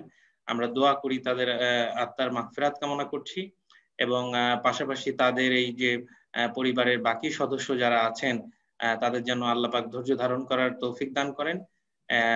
স্যার আপনার প্রেজেন্টেশন আমরা চমৎকার ভাবে মনোমুগ্ধকর ভাবে আমি শুনতেছিলাম। তো আজকে আমাদের যে আকি ম্যাডাম অলরেডি শেয়ার করেছেন যে ফেসবুক লাইভে প্রচুর কোশ্চেন, প্রচুর ভিউ হচ্ছে, অনেক মানে বাংলাদেশের প্রত্যেকটা প্রান্ত থেকে সবাই জয়েন করেছে। সো আজকের এই সেশনটা খুবই চমৎকার একটা সেশন ছিল। আমি আমার কৃতজ্ঞতা প্রকাশ করছি হাসিবুর রহমান স্যারের কাছে, এহসান স্যারের কাছে, এবং প্রফেসর জিনাত মিরাজ স্বপ্না ম্যাডামের কাছে। Thank you. আসসালামু আলাইকুম। ধন্যবাদ হেলথ কেয়ার ফার্মাসিউটিক্যালসকে। বিডি ফিজিশিয়ানস এর অগ্রযাত্রা এগিয়ে যাক আরো অনেক দূর। অসংখ্য ধন্যবাদ প্রফেসর হাসিবুর রহমান স্যারকে, একই সাথে অসংখ্য ধন্যবাদ প্রফেসর জিনাত মিরাজ স্বপ্না ম্যাডামকে, তাদের মূল্যবান সময় থেকে এই এতটুকু সময় আমাদেরকে দেওয়ার জন্য এবং তাদের জ্ঞানের ভান্ডারটা আমাদের সাথে শেয়ার করার জন্য। আরো বেশি যদি শুনতে পারতাম, আমরা মানে আরো বেশি শুনতে পারলে আমরা আরো অনেক কিছু জানতে পারতাম, কিন্তু সময় স্বল্পতা আমাদেরকে এই সীমাবদ্ধতার মাঝখানে এনে ফেলেছে। আমরা চাই পরবর্তীতে ওনারা আরবারও আমাদের সাথে আসবেন এবং একই রকম প্রাণবন্ত এবং প্রাঞ্জল আলোচনা আমরা আরো অনেক বেশি শুনতে পাবো। আমরা ওনাদের সুস্বাস্থ্য কামনা করছি, কিন্তু সবশেষে কিছু কথা না শুনলেই নয়। আবারও অনুরোধ করব প্রফেসর জিনাত মিরাজ স্বপ্না ম্যাডামকে ওনার ক্লোজিং স্পিচ দেওয়ার জন্য এবং আজকের এই সেশনটি এখানেই সমাপ্ত করার জন্য। আমার পক্ষ থেকে শুভরাত্রি। অনেক ধন্যবাদ আখি। আজকের সেশনটা আমাদের জন্য